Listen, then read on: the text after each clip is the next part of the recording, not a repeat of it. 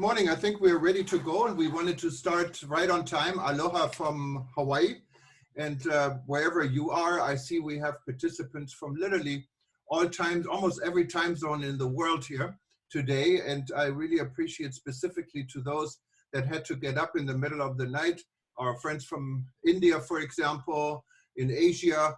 I see we have participants from Bangkok, and I think in Bangkok it's 1 in the morning, and there's no Singha tonight because the bars are closed, so we're a good alternative, I guess. But good morning from Hawaii. I really appreciated your taking the time for this session. We have a very detailed session, and I do not expect everyone to stay till the end, or if you want to leave us in between and come back, that is fine too. But I wanted to get everyone who actually responded in more details to the initial invitation to also give the microphone for please not more than 5 minutes. Otherwise, it's going to be too late. If we get through this program and everyone who said who wanted to say something is on there, it will actually go for 3 hours and 30 minutes, what is very long. So I don't expect all of you to stay, but you're welcome to stay, and we would appreciate it. If anyone who has nothing better to do, just to hang in there and join us for the full time. Otherwise, this seminar will be also on our website, Rebuilding.travel, after the event, so you can always listen to it again. And we're actually trying to cut it so it's going to have different segments, and then you know who's on what segment. Before we start, also just some more information. Rebuilding.travel is a grassroots organization. It just started really literally a week ago, and it was inspired by the Project Hope initiative started by the African Tourism Board. And it's an initiative that has both high-level and stakeholder participation from Africa in helping Africa to prepare and to guide through the COVID-19 situation in regards to travel and tourism. We all know we cannot save the world. We cannot get into medical issues. We cannot change policy issues. We're not the government, but we're people who work in this industry, who are dependent on this industry, most of us here, and many of us actually had a very responsible or have a very responsible position in the industry. We have ministers of tourism. I see Alain, he was one of the longest serving ministers in the Seychelles. He ran for UNWTO Secretary-General. We have Frank Haas here, who is here in Hawaii and who was in charge of HTA, is consulting. We have, I mean, I don't even know. I see Vijay is on the phone. Hi, Vijay. Vijay is in Singapore. He was in with Etihad Airways. He was a VP of Etihad Airways in Abu Dhabi. So we have people really from everywhere. And without further ado, I'd like to welcome, first of all, my partner in crime with the African Tourism Board. I'm a board member of the African Tourism Board as well. Cuthbert Ncube, he's joining us from Pretoria. Cuthbert, if you can unmute your microphone, and you have 3 minutes. Go ahead. Cuthbert, your microphone is muted, so you just want to unmute it. Okay, there we are. No, thank you so much, colleagues. Thank you so much again. Cuthbert is my name, Cuthbert Ncube, based in South Africa. I'm the chairperson of the African Tourism Board. It's my honor once again to regroup with the champions within the tourism sector.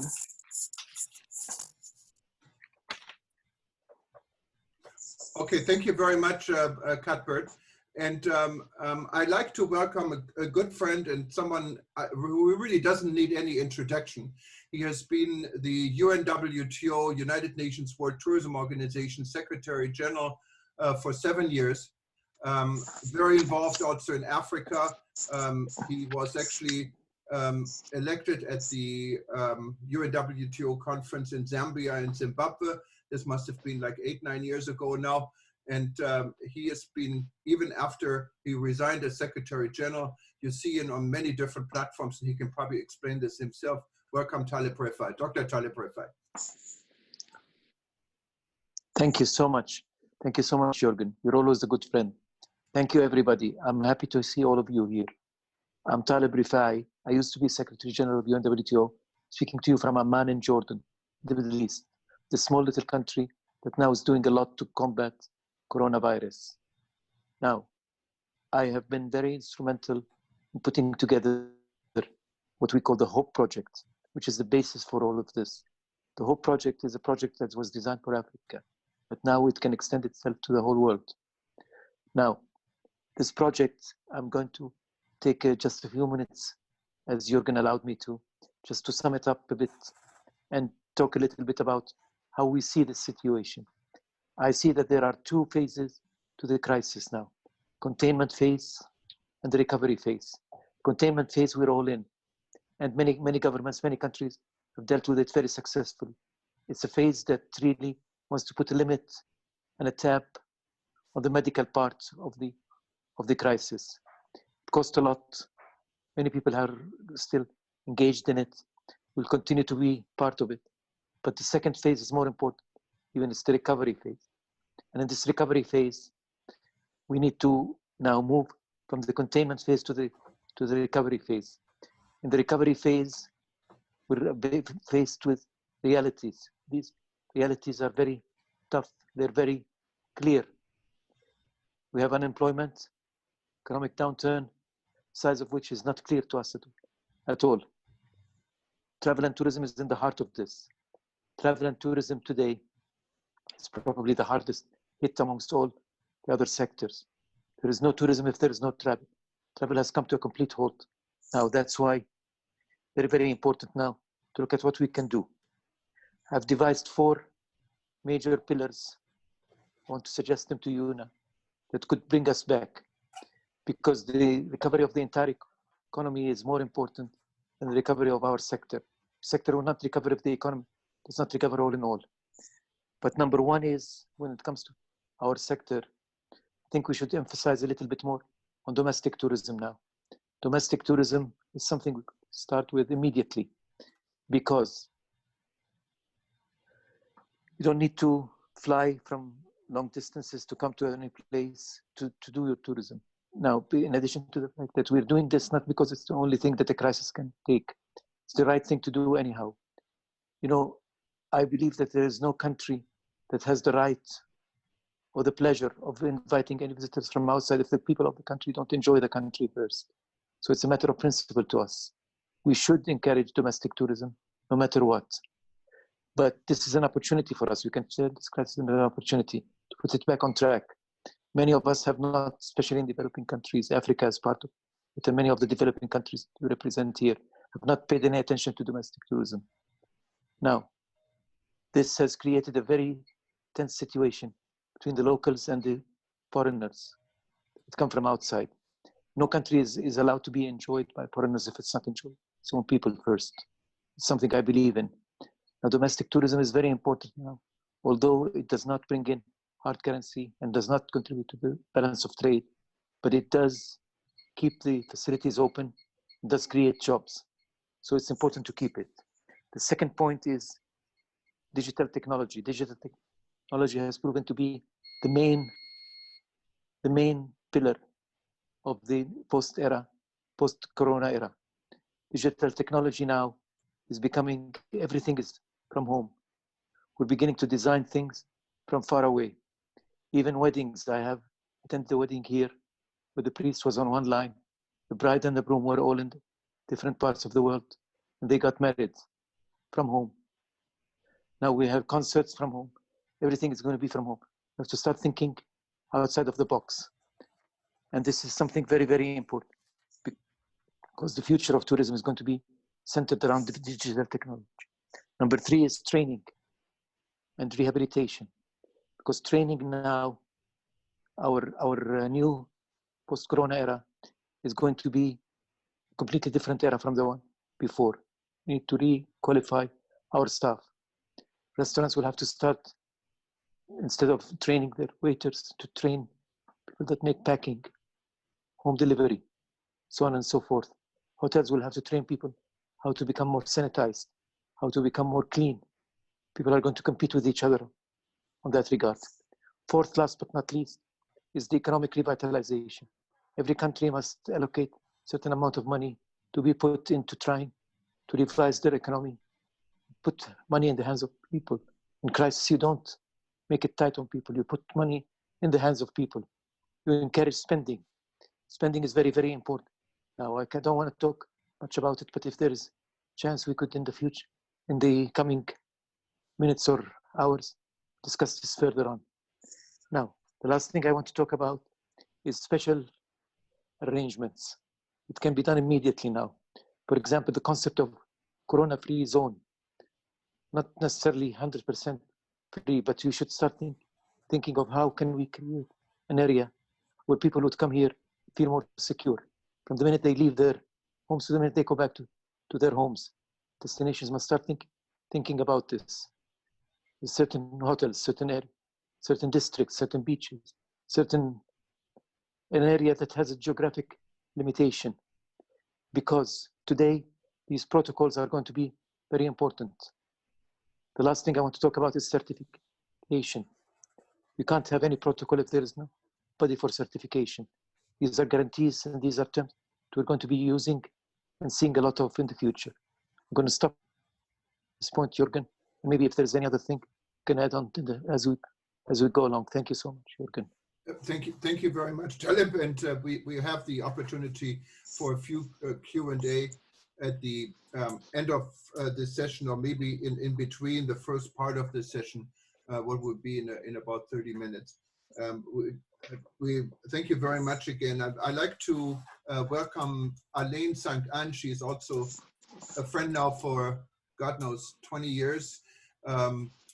He started. Let's not count years here. No, Juergen. I think it's a good idea not to count the years. But Alain has been not only a GM of a bird watching hotel in the Seychelles before I visited. He became the head and CEO of the tourism board in the Seychelles, and after this, he became the Minister of Tourism and was one probably of the most successful ministers. Today, you see him literally everywhere in the world, and I think Taleb can account for this. Yes, the best ever.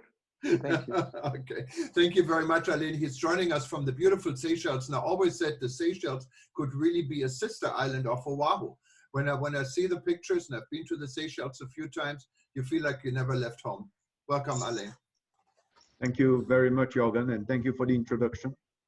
From the Seychelles, we often think of Juergen as if we've known him since God was a very little boy, and then they killed him, and then he came back, and I still know Juergen.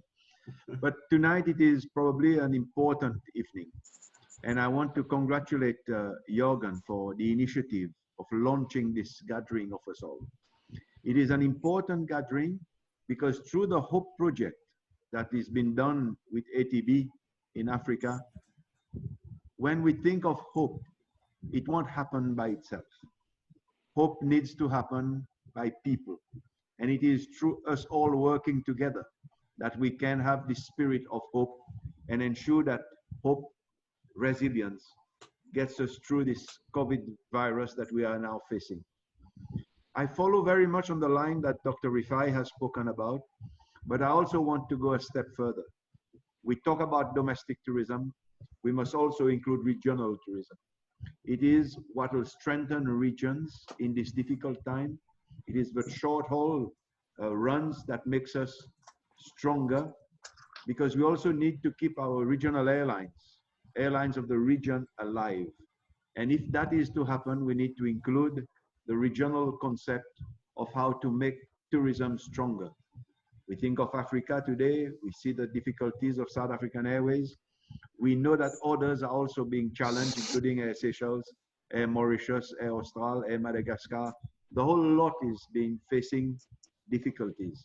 So we know we have to work together. And this is why this initiative of Juergen through ETN today is a valid, strong point that we have to support.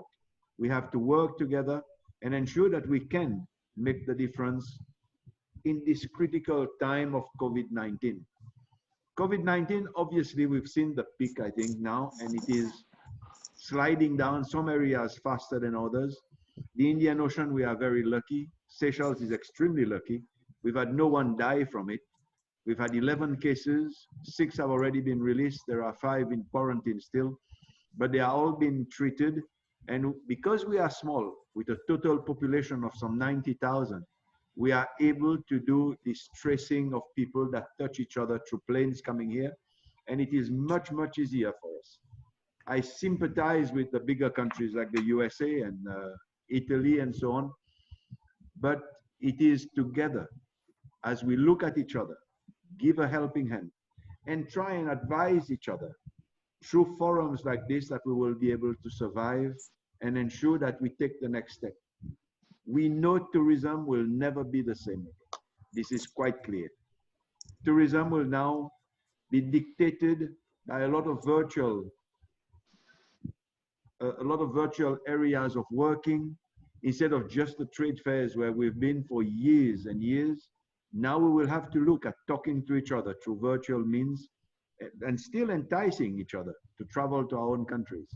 It is much more difficult, but achievable through formats that exist and through areas, because in the world of tourism, if it works, it is because we are friends.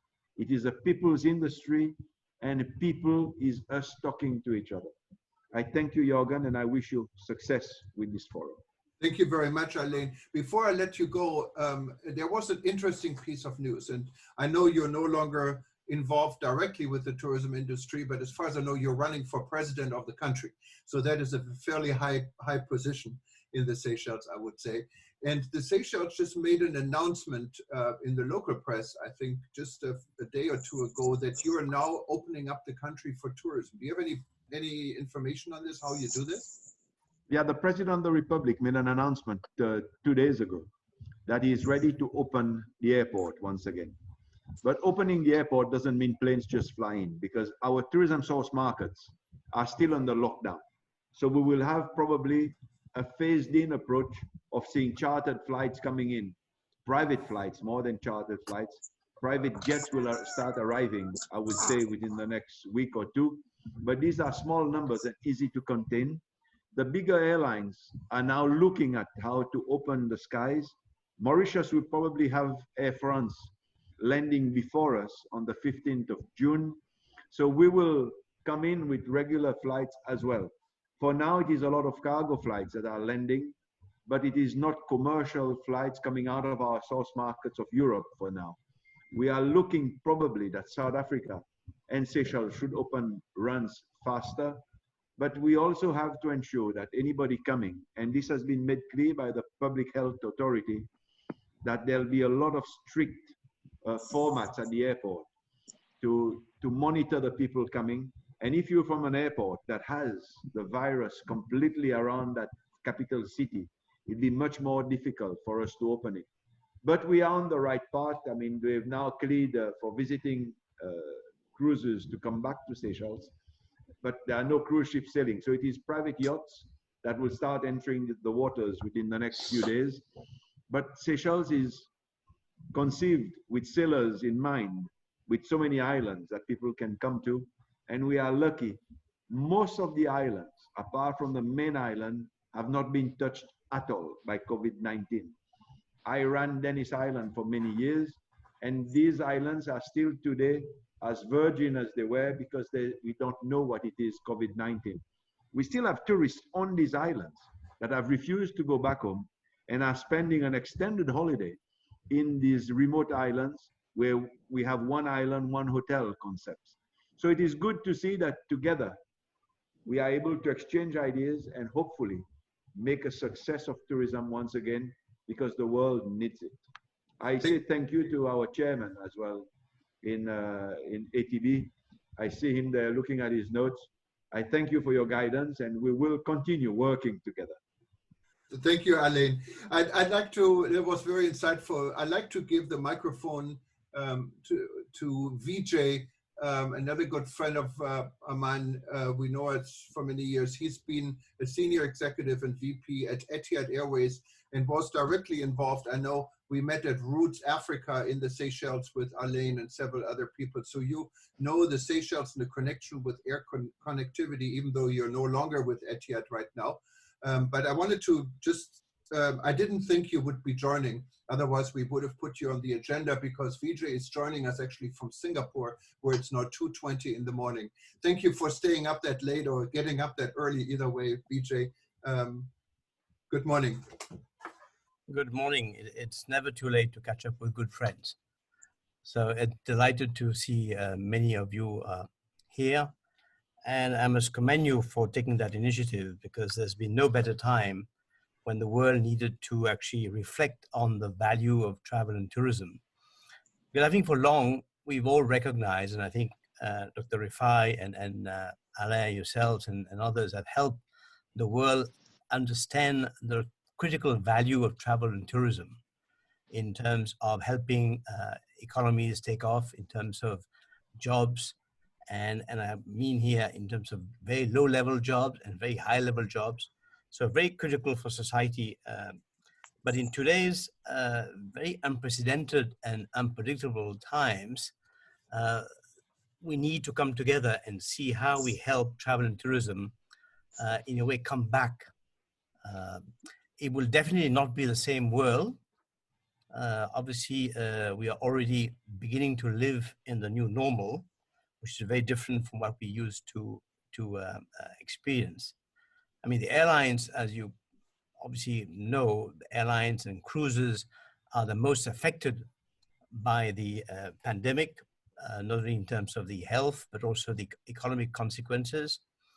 I mean, airlines which were really well run before the pandemic are being challenged, and let alone airlines which were not well run are today facing literally bankruptcy. And that will obviously have an impact on how tourism seeks and finds revival when the world opens up again.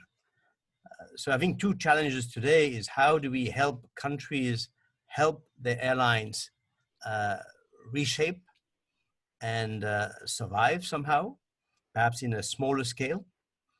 And secondly, look in terms of tourism, because obviously international tourism is going to be impacted significantly by the impact on airlines, which means, to go back to Dr. Rifai's point, emphasis on domestic tourism, and to Alain's point, regional tourism are both going to be areas we should focus on, if only by default, because as airlines are going to take some time to get their act together and basically fill the skies again, we'll need to get the tourism sector up and going somehow. And I think domestic tourism and regional tourism are going to be great openings for us to focus on. Thank you very much. Thank you very much, Vijay. Appreciate, again, for getting up that early. I'd like to also get another guest in there who was not on the agenda, but some of you, or many of you, may know him. His name is Frank Haas. He's here from Hawaii. I know Frank also for quite some time. I got to know when he was in charge of marketing for the Hawaii Tourism Authority, and he didn't want to advertise with me. But after this, we became good friends. He's no longer with the Hawaii Tourism Authority. And he's probably one of the leaders and out-of-the-box thinkers here in Hawaii. Aloha and welcome, Frank. You get 5 minutes. I think we have to unmute him. You have to unmute yourself, Frank.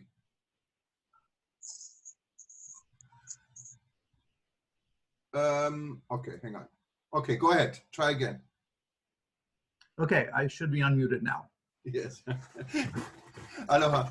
Aloha, everyone from Hawaii. We're certainly affected by COVID-19. We went from a little more than 10 million visitors in 2019 to essentially 0 visitors now. And we are grappling with this sudden change from people talking about too many tourists and over-tourism and managing tourism to tourism recovery. But oddly enough, I think the solutions to both of those extremes, the over-tourism and the negative impacts of volume tourism and the recovery, both have a similar tool for response, and that is technology. I just completed a paper with Dr. Jim Mack. Jim Mack is a emeritus professor of economics at the University of Hawaii at Manoa. If you want to read the paper, it's posted on uhero.hawaii.edu. And the paper is called, "Can Hawaii Rise from the Ashes of COVID-19 as a Smart Destination?" I know there's been a lot of chat about smart destinations. I've done a workshop on it in Indonesia. But smart destination is all about using technology tools to manage tourism. That's necessary in over-tourism and how to minimize the negative impacts of tourism, but it's also going to be very important in recovery.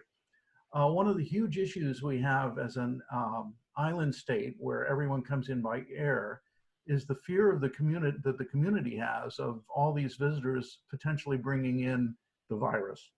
So before we open up tourism, we really need technology to help us screen visitors and assure both the traveling public and the local community that we are, despite having a huge tourism industry, which has been 17% of our GDP, that it's not a threat. And I've been reading with great interest a lot of the technology applications that airlines are considering and countries are considering, and I think we need to really focus on that, much as we focused on screening after 9/11, so that the new norm includes that reassurance both for the traveling public and the community. More information about that in the paper that we wrote. There's some footnotes in there that have some examples a lot from Europe. And I think that's going to be the new normal, is using technology to manage tourism appropriately. Thank you. Thank you very much, Frank. And I know Nina had a question. Let me just do this real quick. We can do some question at the end. I'm trying to stay within the time, but we're still within the time. So Nina, go ahead.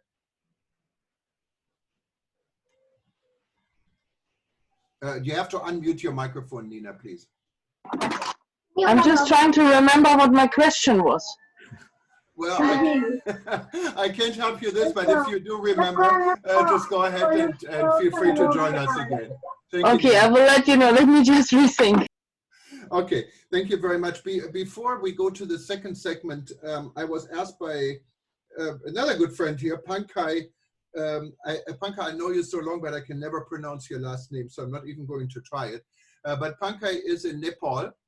He runs Four Seasons Travel, and we've met in Nepal and elsewhere in the world. He's very engaged in Toastmasters, has his own talk shows and own events, has been very outspoken and organized after the earthquake disaster in Nepal. I think he brought a group actually of US veterans together with the US Embassy and Hyatt Hotel to send a message that Nepal is back in business. Pankaj, I give you your 3 minutes now, if that's okay, because he asked me to do this earlier because it must be really in the middle of the night there. I don't know what time, but you can probably fill us in what time it is in Nepal. Good morning. Aloha, Juergen, Thomas. Yes, this is exactly 15 past 12. So I started in the evening and it's already good morning. Good morning, everyone. It's really an honor and pleasure. From Kathmandu, yes, we are no different. 2015, exactly 5 years ago, we did get a big blow of earthquake, and we were just coming out of it. The business was bouncing back or bouncing forward, and Nepal was looking for Visit Nepal 2020, but the timing seemed to have been pretty wrong. However, this is something what we could not do much, and we had to accept and embrace and move forward. And it was really wonderful to hear from Dr. Rifai, and I do see Professor Buhalis and, like wonderful people around. But just to quickly say, just 2 days ago, as Thomas mentioned, we did a virtual global meeting of Toastmasters. If some of you know Toastmasters, that is a community, 96 years old, started from California, 143 countries, 350,000 plus members. So itself is a big tribe. And we did a global meeting where the president-elect of Toastmaster International was the keynote speaker, 173 participants from 14 countries. But very simple message was we would not stop and we would not give up. Yes, we did compete over the fair share of tourism, and Nepal just merely billion out of 1.5 billion was almost nothing. But this is the time when we need to move from competition to co-optation.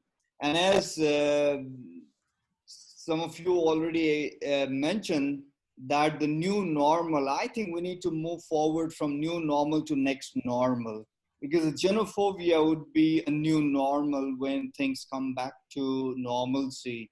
And in that matter, I believe, yes, the domestic tourism, regional tourism, and I must admit that Nepal or South Asia, for that matter, is between almost 2.5 billion market, even regionally. You put India and China together. However, it is not only the number. As the world was already facing over tourism, and the board like tourists go back home was almost new normal. Now it is the time when we look into sustainable and inclusive tourism. And here I'm a big fan of Professor Buhalis and his writings and all. So we in Nepal, after the earthquake, we were striving to get it as a destination for all.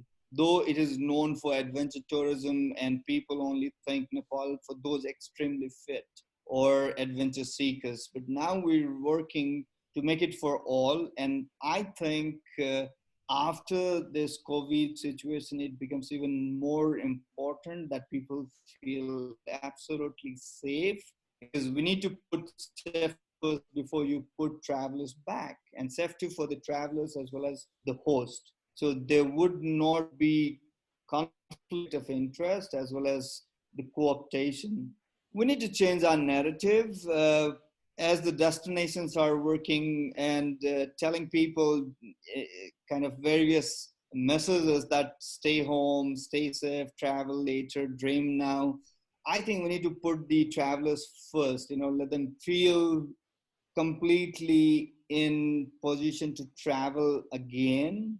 We need to have patience, and in the meantime, we need to invest, reinvent, and so we are able to come back, because it's not going to take a pause button forever. It is just a matter of time. And how do we stay afloat and stay awake in that testing times? With that note, I would like to congratulate everyone.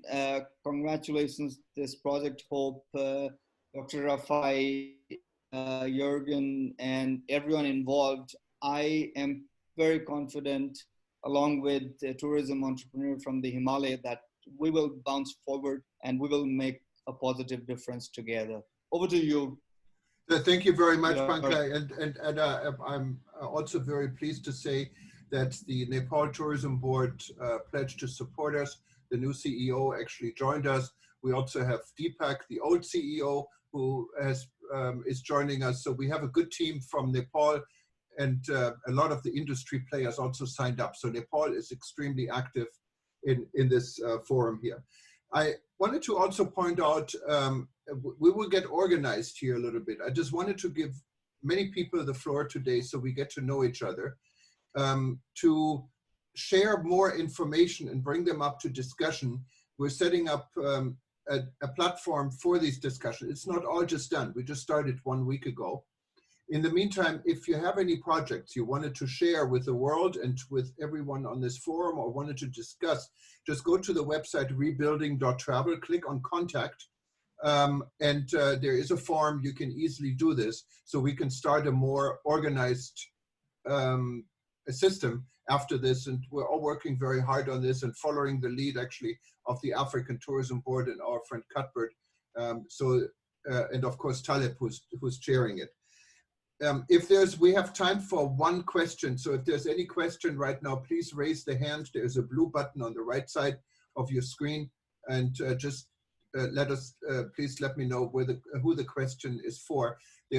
Okay, you won the lottery. There's Enrique who raised the hand, and you can, I think, it disappeared. I don't know if you still have a question. No, she lowered the hand again. So I guess anyone else? Okay, and not a problem. I like to actually introduce almost my partner here at eTurboNews, at Travel News Group.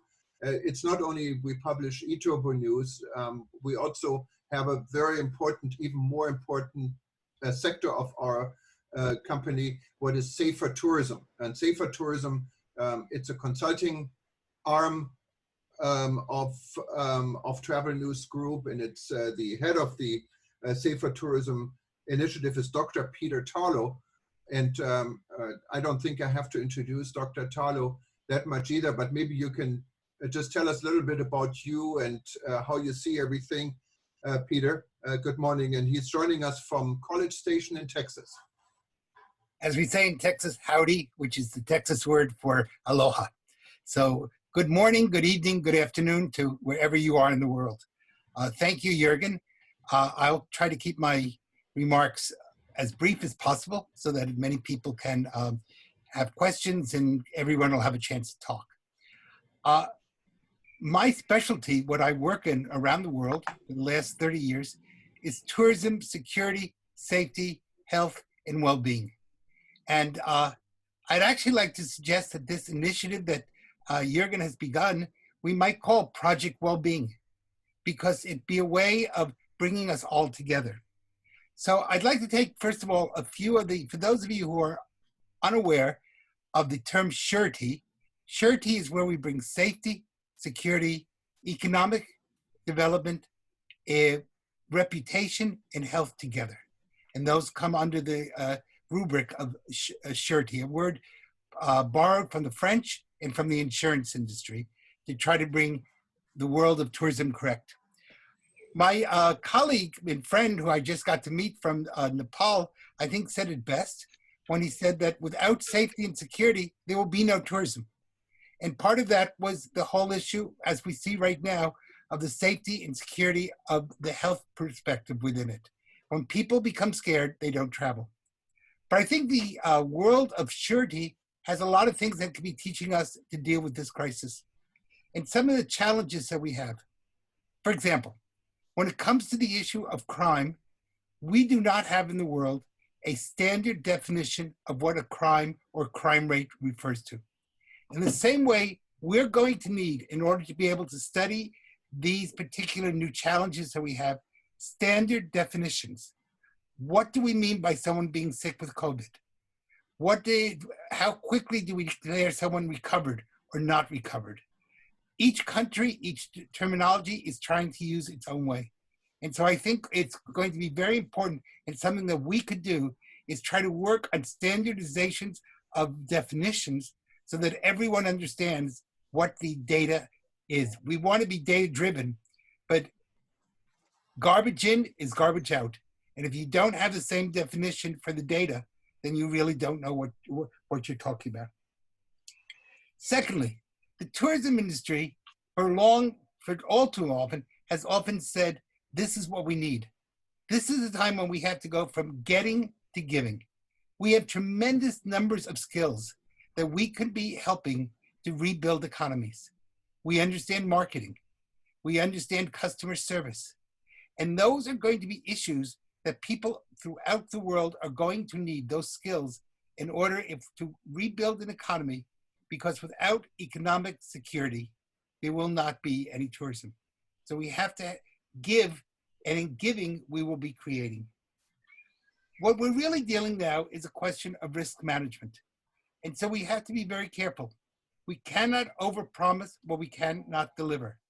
Instead, we have to be able to find ways to develop risk in a methodology that we can measure it, deal with it, and help people get beyond it.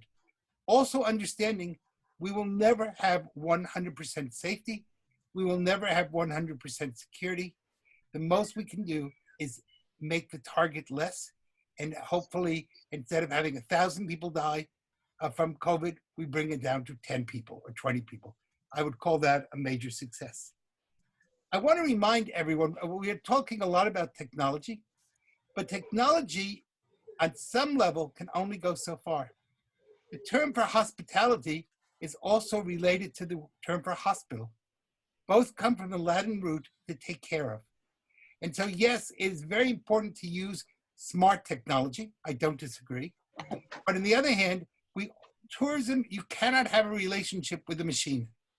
It's hard to have a relationship when you've never met the person. You can, but it's just not quite the same thing. And so we're going to have to figure out a way to utilize technology without taking away the human quality, because both of those are going to be necessary. Now here in Texas, we have a double problem, which is a problem that's going to be facing much of the world. And that is that not only do we have the whole issue of health, but we also have the issue of very low oil prices. And that means that the Texas economy is going to be facing some real issues. I can buy a gallon of gas now for well under $1.50. That's an incredibly small amount. That's about 5 liters if you think in the metric system. That's an incredibly inexpensive amount for gasoline. And that means that while we celebrate that on some level, it also means tens of thousands of people are going to become unemployed. And there will be other sides to that. Some countries will benefit, other countries will be hurt. So we have to think of ways that we can create economic development, utilize technology, but not lose the human element from it. That means that, and I again like the idea of calling it not the new normal, but the next normal. I would like to go one step further. I think we need to call it the next normals, because I don't think in this world we're going to have just one next normality. We're going to be going from one normality to another. And in reality, it may not be a normality. It may be learning to live in a world of abnormalities. And the abnormal may become the normal. So therefore, we in the tourism industry are going to have incredible amount of flexibility. Now, those are some of the bases of tourism security and tourism surety. The need to be flexible, to be understanding, to have a good sense of data, to understand where safety and security interact, to understand the differences between preparing people to live with good health, not to be fearful of crime, not to be fearful of terrorism. Much of the assumptions about crime went down the drain with COVID-19. Many people believe that poverty produced crime. In reality, crime tends to go down during periods of poverty because you have social cohesion. And we're seeing that now again. Crime levels in many parts of the world have dropped, even though poverty has increased. Hopefully that poverty will be for a very short period of time. Today in the United States, we talked about the fact that we have over 30 million people who are unemployed. That's an incredible number of people. If you think about the fact that in January, we had the strongest economy in the world, and in 3 months, there was almost like a balloon. Someone put a pin in the balloon and it deflated. So that means we have lots of things that we have to do. But I think that if we understand that hospitality is connected to the word hospital, it's our job to take care of the soul the way a hospital should be taking care of the body. And if we're able to do that, and we give rather than just ask, take the talents that we have in the world of tourism and apply them to a world of economics, I think then we can become a very valuable tool in the development of a new set of constantly changing normalities and a sense of inspiration that will serve us for generations to come. So thank you. I hope. Thank you very much. Turn it back to Juergen. Okay, thank you very much, Peter. I promised one question, and I overlooked. There is a gentleman, I see him here, and maybe you can tell us where you're from, and his name is, from what I can see, Lefteris Sergidis. Welcome, Lefteris. Hello, I hope you can hear me. We can hear you fine. I can hear you. Okay. First of all, hello everybody. It's a brilliant initiative you had, Juergen. I've just got the invitation, and I said I must attend this. Where are you from, Lefteris? Where you? I'm the CEO of the Travel Group. We are a IT and hotel chain. We are specializing in Africa. We've got about 150 hotels all over Africa, from Ethiopia, Ghana, Kenya, Tanzania, South Africa, all over Africa anyway.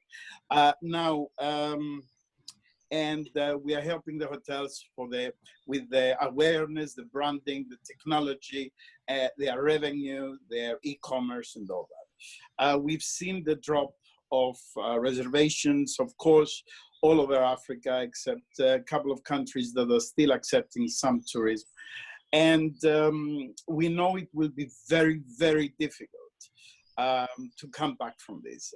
We are working with all the online channels like Booking, Expedia, and all the rest of the channels worldwide. And I've been listening, and I've been talking to all of them to see what will happen on the day after. Now, yes, I agree with most of the things that Mr. Rifai and Mr. Taleb said, especially regarding the, first of all, about the domestic tourism, about the safety, about having a coronavirus areas, whatever, but it has to be something that we have to confront all together, because for one industry to work, for the tourism, for the hotels to reopen, the flights have to come in, the transportation has to work. It's all interlinked, all of it together. Now, it will take some time. We know that. It will take time. Yes, we say we will open in June or July. A lot of hotels are opening, a lot of countries are reopening, but flights are not there, as you said before. So yes, the regional flights is something that, as I think Alain said, the regional flights is something that we have to look into. On the other hand, since I'm specializing a lot in Africa, I would like to, what I wanted to say, first of all, it's just to congratulate about the whole initiative. And I would like to help you, Juergen, to get a lot more participants, especially from Africa, because if this was for Africa, we need more people from Africa to participate and give their views, hoteliers, ministries, tourism companies from all over Africa, and I'm able to help you do that. If you want my help, I can help you get a lot of participants, which you will hear a lot of people from, I'm talking about CEOs and owners of hotel chains and tourism industry within Africa to help you succeed this, because changing views and learning, it's something that everybody needs on a daily basis. I just want to congratulate you and thank you for this initiative.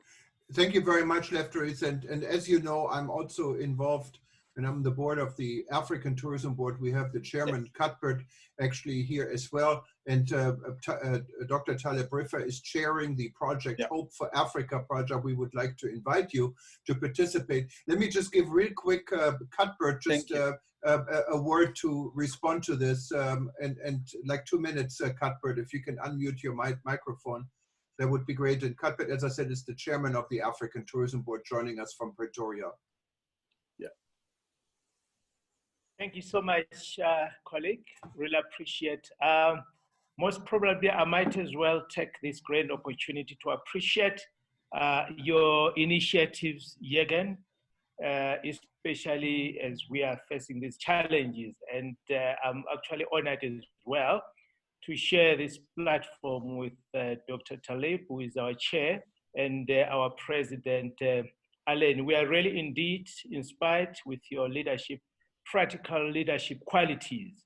Colleagues, this great initiative should stand as a lighthouse beneath the storm for these endeavors and of efforts in bringing together champions of the travel industry in one voice with one objective, into the realization of our worth and appreciating what we possess as a global society and the power of resilience of our tourism sector.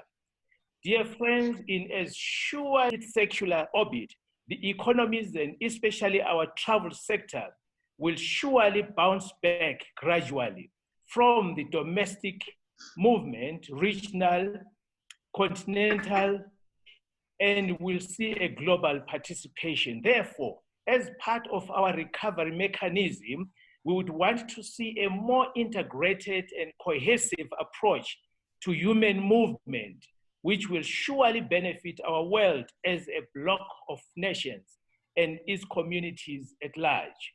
Colleagues, we need to form a strong marketing force for destinations, services, and by the way, a rare cross-pollination of ideas, standards, culture, operational dynamics, and approaches. Friends, I personally refuse to be engulfed in the current events.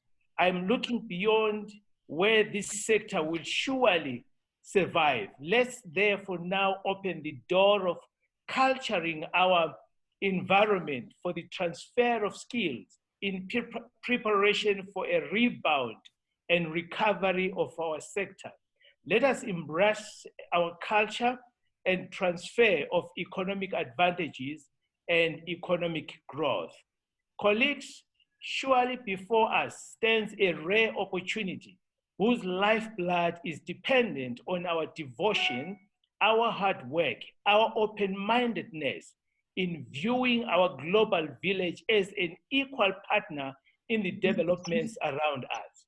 I therefore want to appeal and impress to each and every one of us here today that the forces that unite us are intrinsic and far much greater than the superimposed influences that keeps us apart. It is therefore imperative for purely practical reasons that we break our psychological borders and boundaries that set us apart. Let's stand together strong and with one purpose of mind to develop our most beautiful motherland. Together we can break this, and together we can do it. We may not be able to control what is happening around us and around the world right now, but we can surely control and channel our reactions to the circumstances. Let us therefore choose to see light at the end of the tunnel. Let us choose to merge stronger than before. Let us choose to stand together and do this one thing as a collective. Thank you so much. We really appreciate. Thank you again. Thank you very much, Cuthbert, for this insight. I'd like to move on, and sorry we're going so quick, but we have little time and we have a lot of qualified people we should hear from. And one of them is also another good friend, Walter Memzebi. Walter has been I think one of the longest serving tourism ministers for Zimbabwe. He was also in charge, together with Zambia, for putting the conference at Victoria Falls. I still very well remember about 8 years ago. He was for a short term also the foreign minister for Zimbabwe. He is no longer in Zimbabwe. And welcome, Walter. And it's a pleasure having you here. Thank you, colleagues. It's a pleasure joining you once again, and to congratulate you get these excellent initiatives. But let me kick off by saying that tourism will not recover in isolation to national economies. And we need really at the outset to agree on a new protocol on tourism that is based on strong. Walter, I think we're losing connection here. Something equivalent to what perhaps Taleb and David Scorsese started during our time, a golden book on tourism in support of. Kennis, are you with me now? Hello, you again? Yes, we have a very bad connection. I don't know if you're on the mobile phone, if you can maybe move to a different part of the room. We have a hard time hearing you, Walter. No, we can see you. Let's try that again. You can see me now? Yes, we can see you. But we have a bad connection. Go on. Yeah, so I was talking about I was talking about the need for a new protocol on tourism, something equivalent to what Taleb and David Scorsese started during our time, a golden book on the recovery of tourism, because what is going to happen is this sector is not going to recover in isolation to national economies. So we need to place a very strong lobby in national governments that puts tourism not at the tail, but at the head as a frontline recovery sector. And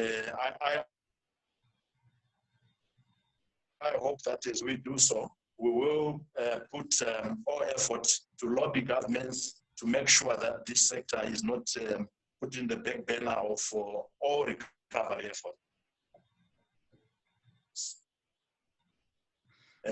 I'm circulating, and I've already circulated a letter to ministers of tourism, which I will reload onto this platform, which you have started, Juergen, to take colleagues on a new concept of remote activity. What Alain was referring to as virtual tourism. We now have to really accustom ourselves to being productive from home, because this thing may be with us for the next 36 months. So we must be productive even when we are at home. We must keep the interest alive in the sector.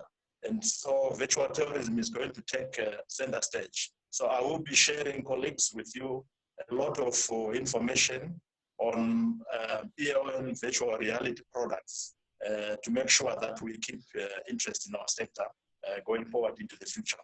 But I think more importantly, as I conclude my remarks, is to connect the challenge to emerging opportunities, turning adversity to opportunity, and more importantly, showing governments where the money is as we recover this sector. I thank you. Thank you very much, Walter. I appreciate your time, and thanks for joining us, and we'll be in touch. Walter, I have seen your documents this morning you sent to the Africa Hope Group. Excellent, and we will make sure we share this as well on this global platform, Walter. I'd like to now welcome another good friend of mine, Louis Damour. Louis is the founder and chairman of the International Institute for Peace Through Tourism. He's joining us from New York this morning, as far as I know. And Louis also has been all over the world. His conferences had been setting trends. I still remember the conference you had in Geneva, where Israel and Palestine shook hands on the stage. So I remember when you and we went to Iran and talked at the Supreme Commission. I think it's the first two Americans ever allowed to speak at the, I think it was called the Hall of the People. And we had a full audience. So Louis, we've worked together now for quite some time, and it's an honor to have you with us this morning. It's all yours. Thomas, thank you very much. Can you hear me? We can hear you fine. Okay, great. Congratulations on all you're doing together with Peter Tarlow and Dr. Rifai. It's a tremendous initiative that you have moving here. The thoughts that have occurred to me as I've listened in the past hour is we're bringing a lot of good people together and getting a lot of good ideas. I'm just wondering if we might give some thought proactively to other organizations that might be involved.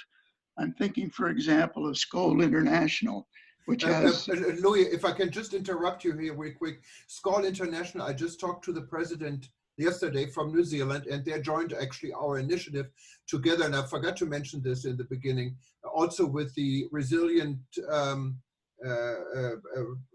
Global Resilient project from Minister Bartlett, and we have Lloyd actually from Jamaica later on introducing it. So just for your info, this is brand new. We haven't announced it yet. Excellent. That's great, Thomas.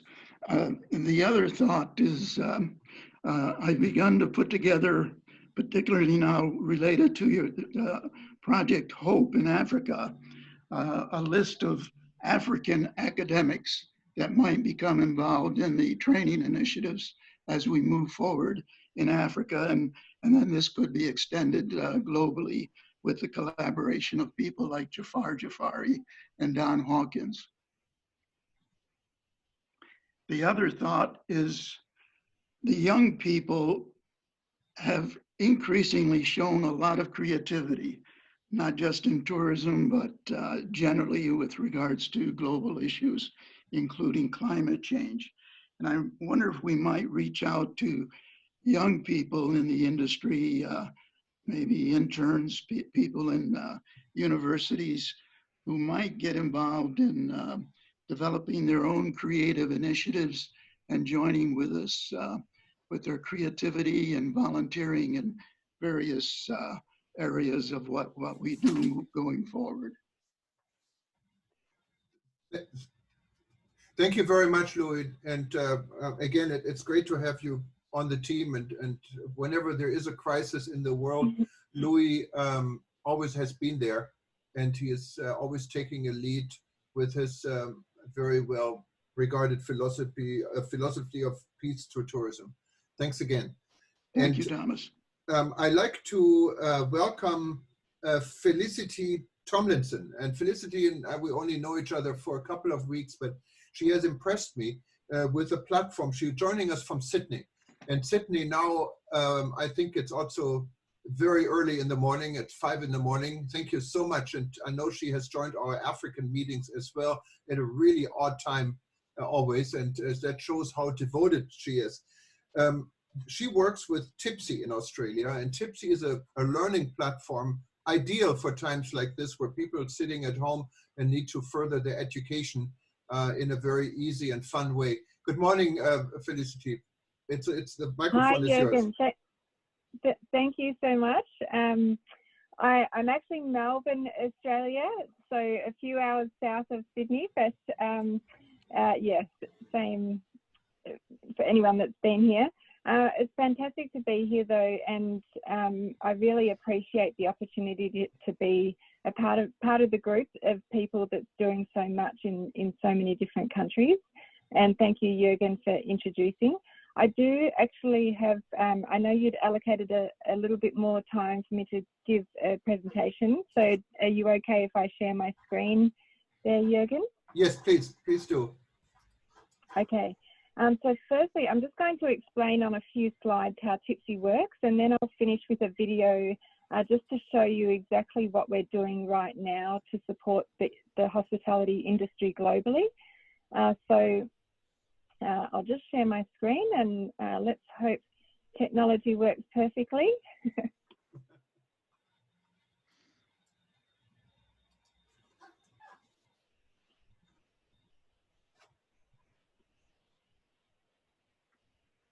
Okay, is everyone seeing that just fine?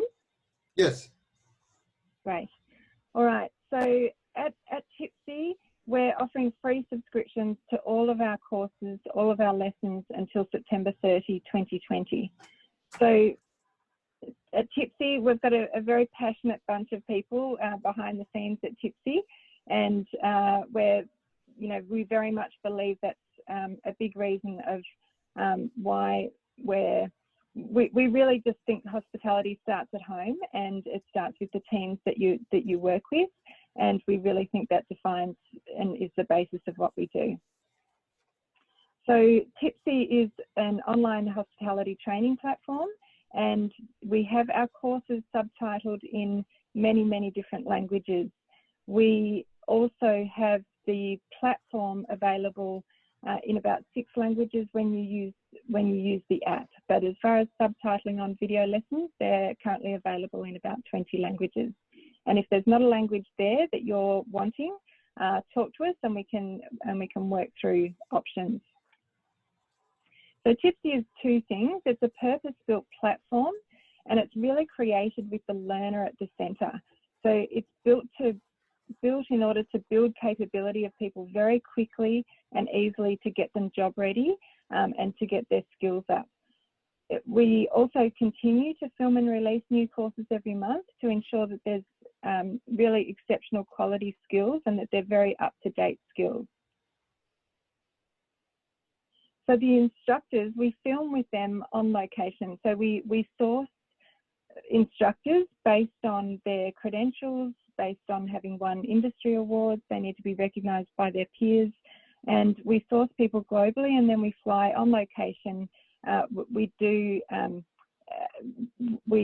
lot of work pre-production to ensure that the learning outcomes are going to be very, very strong, and that the learning framework also fits in well and blends well in order to be able to support hospitality school curriculum. So we ensure that the course quality and every lesson is very, very high quality. All of the lessons though, we try and film them so that they're under 5 minutes each, so that they're all bite-sized. And the idea is that learning becomes a daily, regular habit, just like brushing your teeth. So people can continue to learn in small chunks. So the way that you can earn the micro-credentials is once someone completes a lesson, they receive a skills credit. They can then take a quiz. They need to ensure that they pass the quiz over 80% to be able to then receive a certificate or the micro-credential. So we also, all of the courses are endorsed by the Institute of Hospitality, which is a global body based in the UK, and we also, our major investor is EHL, so École Hôtelière Lausanne is, we also give our learning is also offered to all of the EHL students. So some of the key features of the platform is that you can assign training out to staff or students. There's real-time reporting. You can create separate playlists, for example, if you're wanting to ensure that someone's got certain skills on induction. You can add your own custom content. We've also got everything available through a very easy-to-use mobile app. It's very much student-led learning, which is often quite different to a lot of our competitors as well. And what we mean by that is we don't block content for anyone. So no matter what your job role is, you can come and learn on Tipsy, and you have complete access to the 700 lessons and the growing library of 700 lessons. We tend to release a further 10 to 20 lessons every month. We continuously film new courses, and even during this COVID time, we've adapted and we've basically just done new ways of filming and new ways of animation so that we can continue delivering what the industry needs. And also with the student-led learning, what that means is everyone receives their own individual profile on Tipsy. So if I am a staff member, for example, at Radisson, and I am working there for a certain time, and I'm watching all of my courses whilst working there, when I then move on to or if I move on to another company, I can then take my profile with me. So it's a bit like a LinkedIn profile in that it stays with you, and all of the learning credentials that you've earned, they stay with you, and you can also share those you know, publicly or share those on your LinkedIn profile and things like that. We also integrate with a number of other platforms, and this works particularly well when we work with hospitality schools, because we're often used to support and enhance their curriculum, and so we integrate with a lot of different systems. So we work with a number of different companies around the world to create learning solutions, and we work with suppliers in the way that suppliers can actually host their training on Tipsy as well. And for example, CUB, they have their beer training on our platform, and any of their staff in the venues that they have CUB in, they can come onto Tipsy and they can actually earn a badge for watching the supplier training from CUB, and we operate that way with a number of other suppliers. So we're really trying to be that community hub for you know, all the hospitality and training skills that you need to be, you know, job ready, and to enhance your skills on the job as well. We also work with governments and tourism associations. With governments at the moment, we're working a lot with helping introduce elements of policy where, you know, when people are coming back in, basically setting some standards around what a business needs to achieve before reopening. So, you know, the hygiene standards or skills that people need to have. And often that means, you know, just a handful of lessons of very specific things that a particular government is wanting someone to achieve before they deem that business as ready to be opening again. Associations, we work with a number of different hospitality associations globally, and an example of one we've recently launched with was Hotelier Suisse, and they're through us actually providing support to all of the members in their organisation, and they will provide support not just through the COVID time, but for a further 2 years after. So they're really supporting their teams throughout the recovery as well.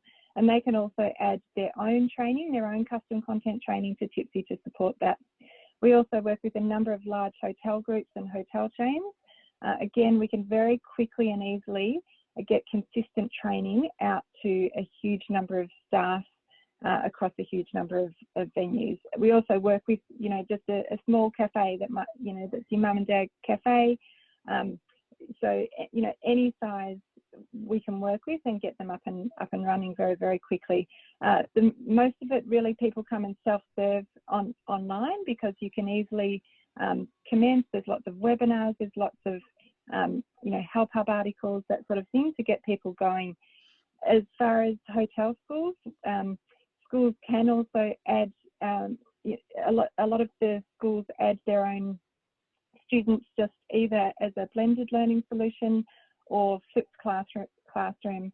So it's often used as a supporting tool for universities and schools. We also, as I mentioned earlier, we also do blend with their curriculum and often integrate with their learning management systems. So we basically will very, very much work with people to create the solutions that you're needing to do to you know, whatever's needed in your part of the world or your industry or your business, we will help you find a solution that works.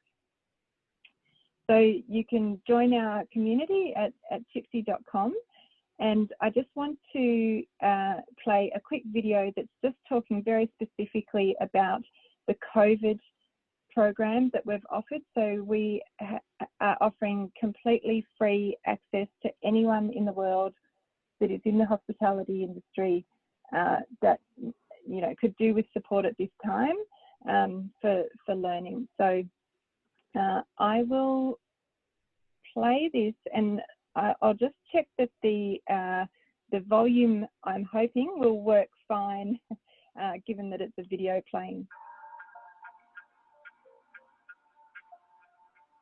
The health and hobby industry we love. We has launched a global effort to keep people engaged and connected with hospitality. It's never been more important for us to come together as a community. That's why we've opened up the Tipsy platform to everyone with free, unrestricted membership until September 30, 2020. Wherever you are in the world, you can join our expert instructors to their online courses. Learn new skills and techniques, take short quizzes, track your learning, and earn certificates. Whether you're into cocktail making, service, culinary, leadership, health and well-being, coffee, sales, housekeeping, or anything in between, we have over 700 short lessons for you to choose from. Now is the time to stay connected, to learn, grow, and improve. Go to tipsy.com to join in the learning or to find out more about our COVID support efforts.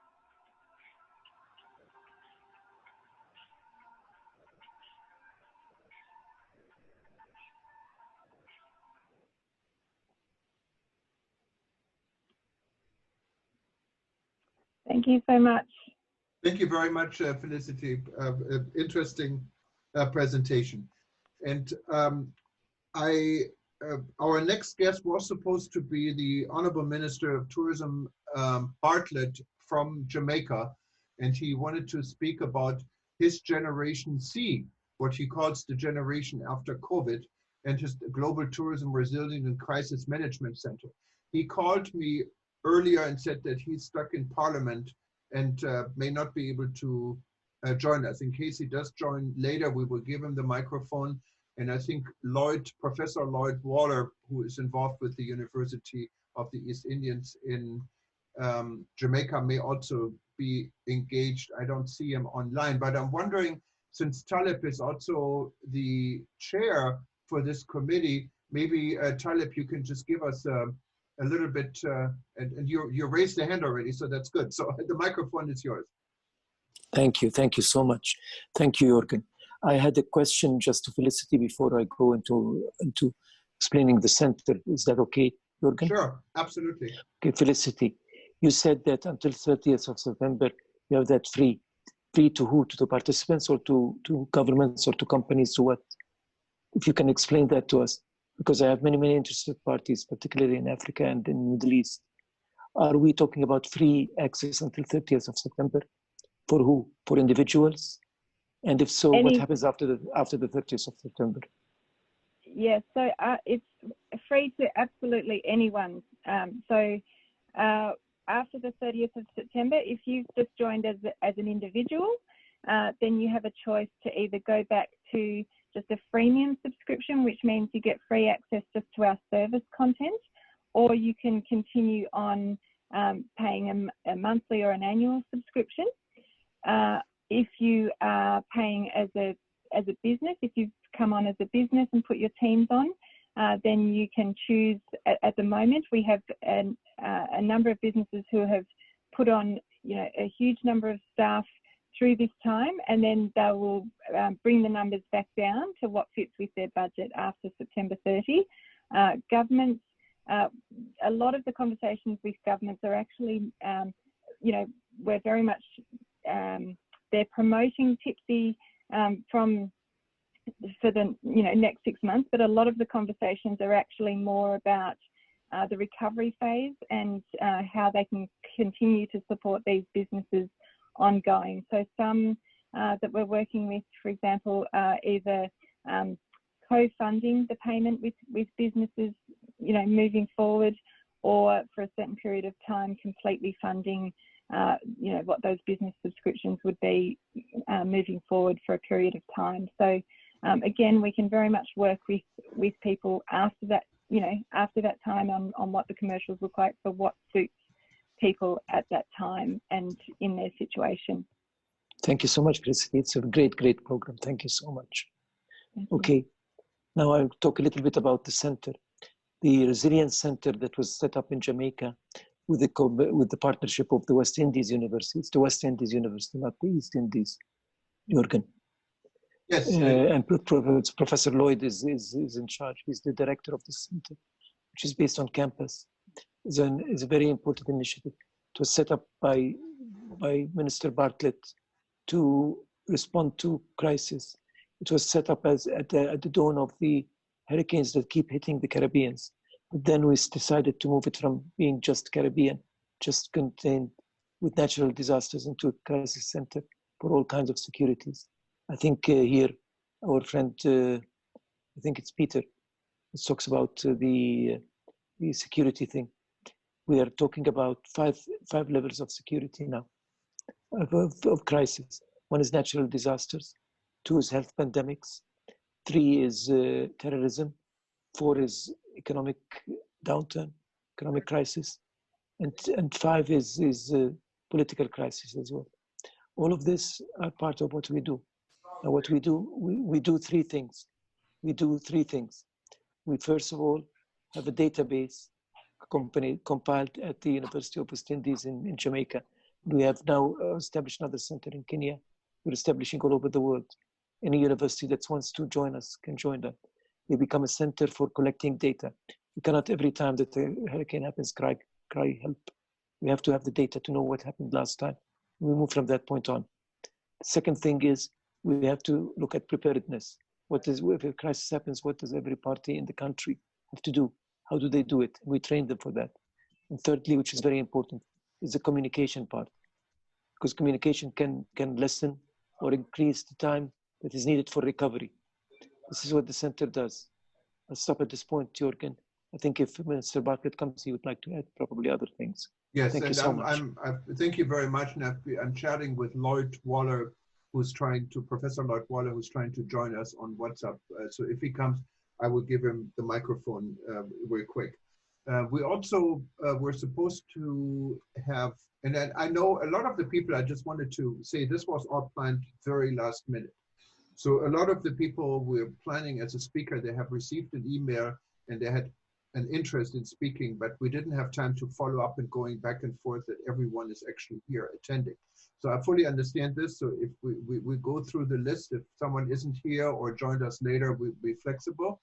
I know Lloyd is now actually joining us. So let's wait for 1 second and we can, since we're on the subject already. May I just add something very quickly, Juergen? Yes. I think Professor Boukhales can add a little bit to this center because he's a very good cooperator. The university he's representing, I see his name, he's there. Maybe we can give him a chance to speak a little bit after Professor Lloyd. Yeah, sure. I think sure. Lloyd may have, here it is. Okay, I'm going to, Lloyd, Professor, there you are. Okay. Hi, how are you? He's joining us from Kingston, I believe. Yeah. Hello, Lloyd. How are you?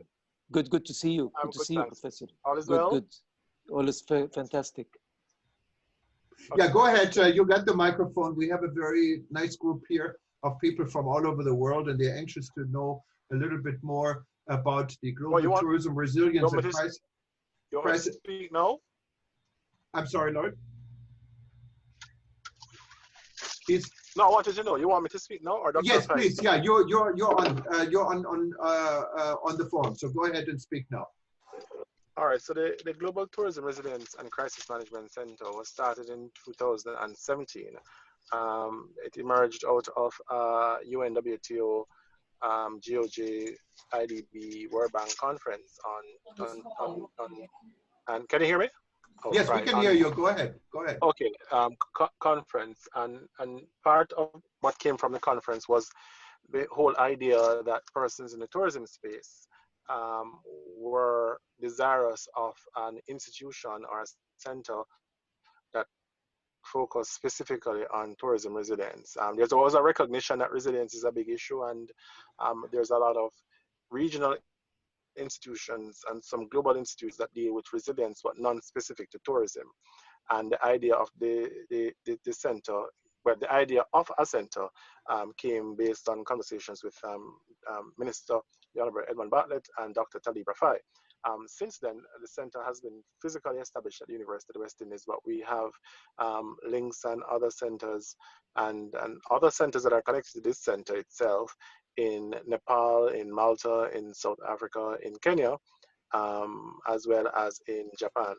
The headquarters for the center itself is here in Jamaica. The center essentially has 4 thematic areas: security and cybersecurity, tourism resilience, pandemic tourism resilience, seismic and climatic tourism resilience, as well as the political economy and tourism resilience. Therefore, we are very active now in this current pandemic in terms of doing several activities, and I'll go through them quickly. But before that, the center offers several services. We raise awareness, we build capacity, we do training as well. We do monitoring and evaluation, policy development, communication management, all specific to tourism resilience.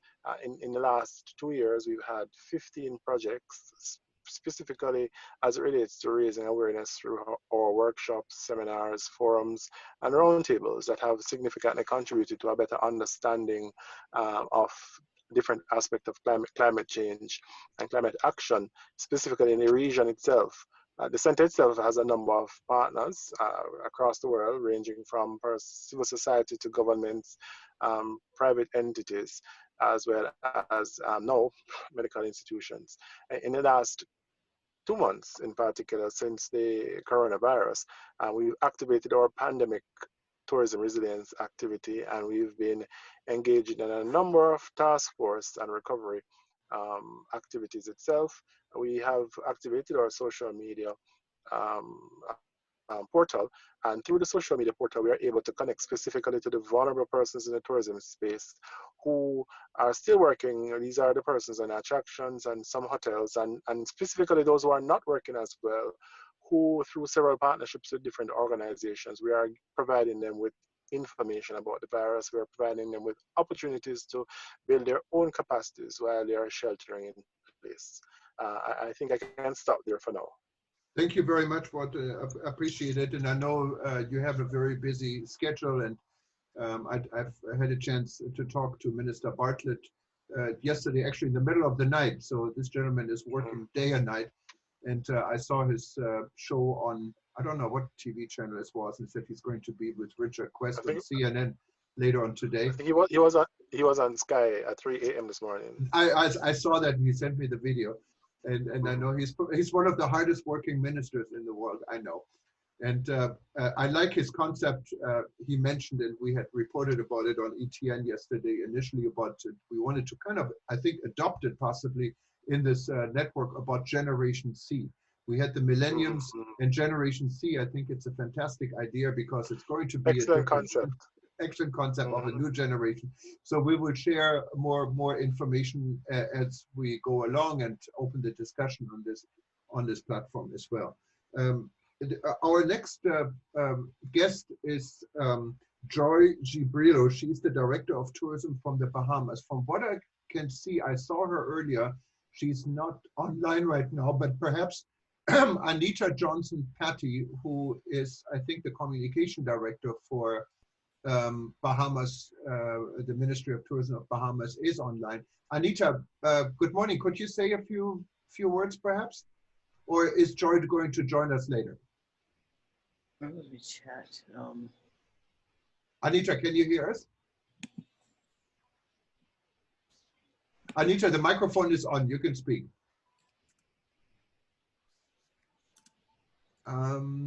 Maybe she cannot hear us.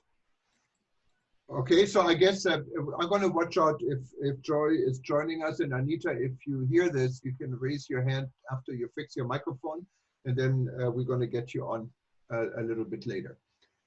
We also have, I think this gentleman was unable to join us, but just in case, because some of you joining us, I don't see the names, I only see call-in user. We have Tijani Haddad, who was the former Minister of Tourism in Tunisia. Mr. Haddad, are you here someplace where I cannot see you? If you are, please raise your hand and we'll give you the microphone. And I don't see him. Who I do see though is another good friend, also Taleb and myself, is Mona Nafas. She's joining us, as far as I know, from Amman, Jordan, right in the neighborhood where Taleb is. Good morning, Mona. Good evening, I guess, where you are. Hi, hold on, how can I do this?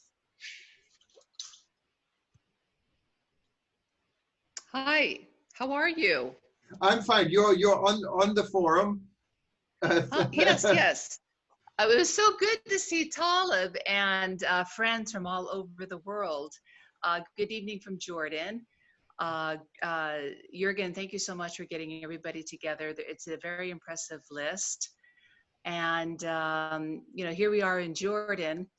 I'm not too far from Taleb, but we don't see each other because we're on lockdown. We've got strict curfew from 8 a.m. to 6 p.m. But here in the Middle East, we are really compliant, and our government took strict, swift actions to really curb and minimize the situation here. And I just wanted to be part of the recovery program with a wonderful group, because Jordan, you know, we really rely on tourism, and we are a service-oriented country, and having tourism impacted worldwide, of course, is going to hurt Jordan significantly. So, you know, we're kind of here at a standstill and going through a very slow recovery rate. And we know that we'll have to rely on the local population to support the tourism sector. And like everywhere else in the world, baby steps until we are comfortable to travel, and we will feel confident with a treatment and, you know, in a couple of years of vaccine. But we're in this together. We'll prevail together, having the support of the international community and people like Taleb, who is very well respected and well seasoned in this line of work. I'm very excited to be part of this and work with everybody. And I believe in a collective effort so we can all benefit together. Travel will prevail, and I know people are very anxious to see the world once again. Thank you very much, Mona. It's always a pleasure having you on board, and I hope when you get back to the US and California, we can have another dinner together. Always enjoyed that, and it was so much fun. We'll go to the happiest place on earth, Disneyland. That's where Juergen and I met. It doesn't get any better with Mickey Mouse. You can see my American flag in the back. Okay, looking forward to it. Maybe we're going to go down the list, and so we can possibly even finish a little bit earlier with everyone who is here actually able to be part of it. And if not, it gives time for maybe some questions at the end. And of course, we're going to have more structured meetings in the future, also at more friendly time zones by region. This is just really a beginning of something, and we see where it takes us. I have on the list Moez Kassim, and I may pronounce this wrong. He is, I think, he's CEO of Amford in France, but I don't see him online. So if you are online, please raise your hand now or later, and we will give you the microphone. But I do see that Taleb is raising his hand. So Taleb, go ahead. No, I just want to thank Mona for the intervention. I want to recognize the presence of Dov here with us. Dov, I want to thank him because Dov is trying to help us now to create a regional kind of movement within the region. Thank you so much, Dov, for that. I just wanted to recognize your presence here. Thank you.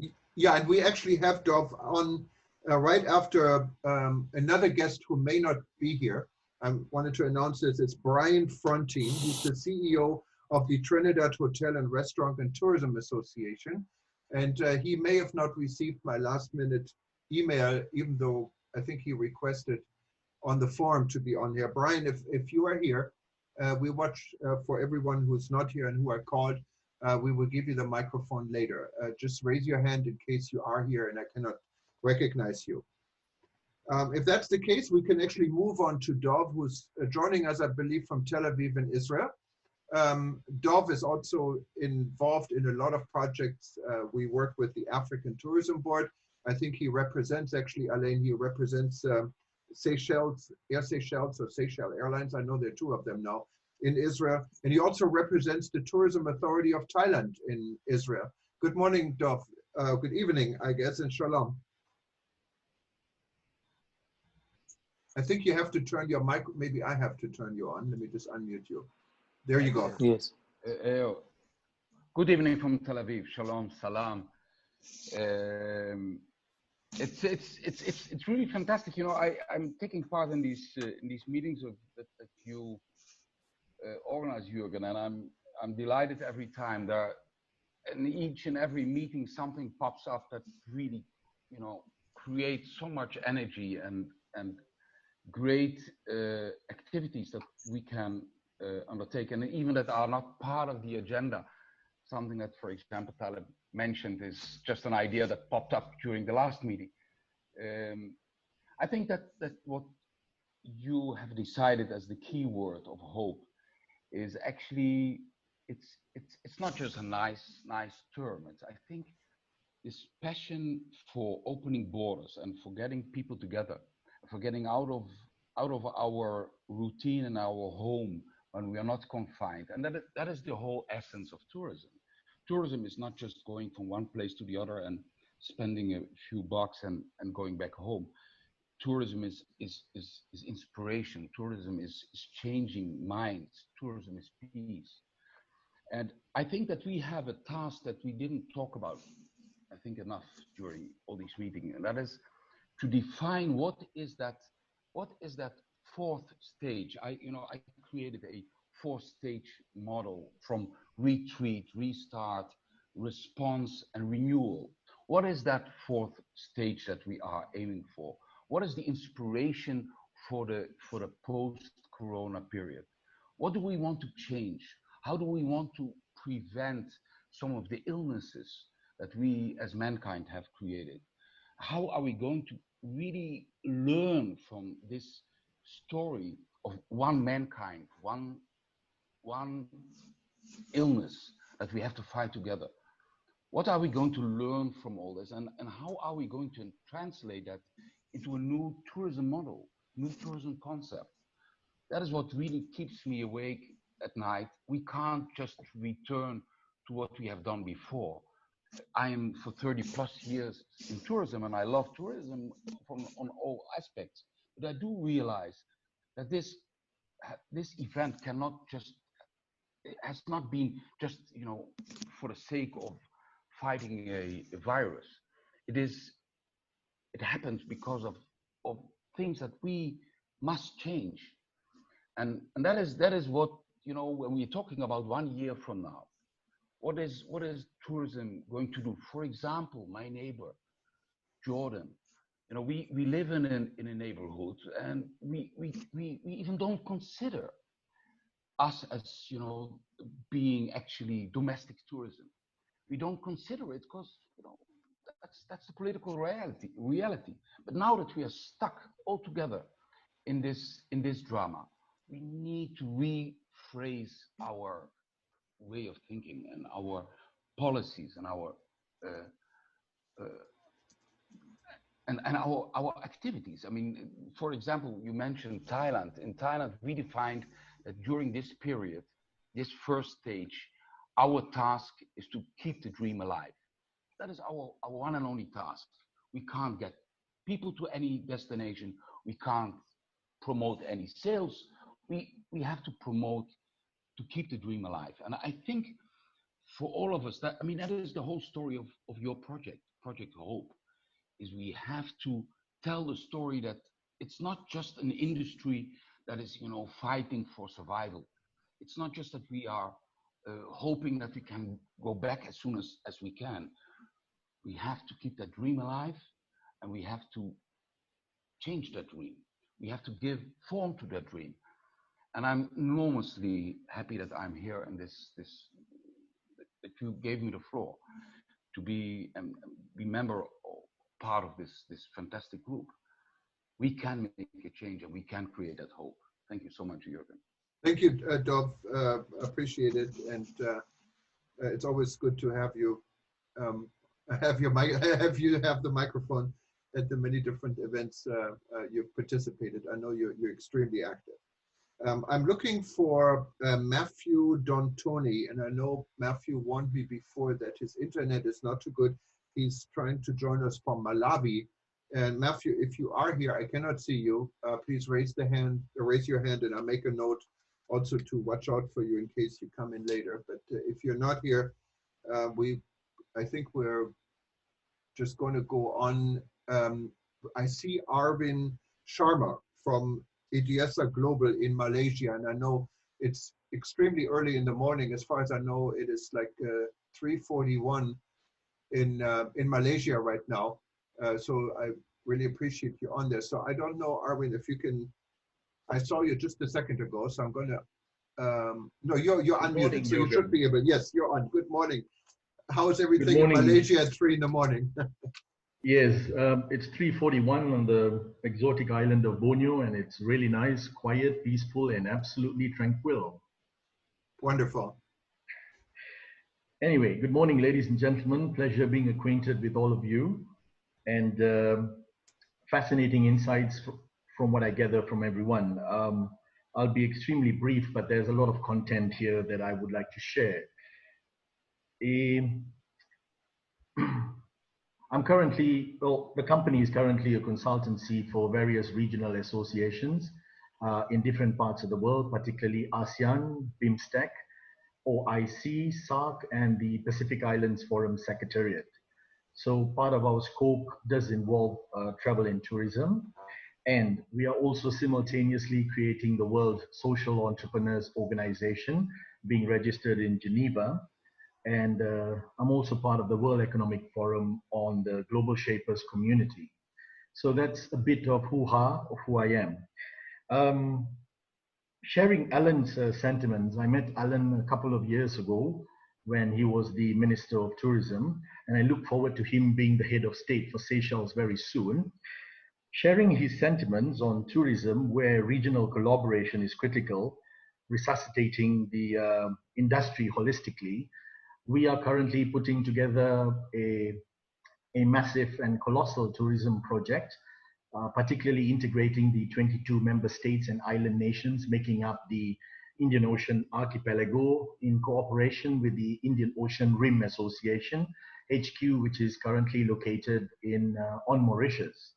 So we're putting this entire baby together, and it's going to be held late next year.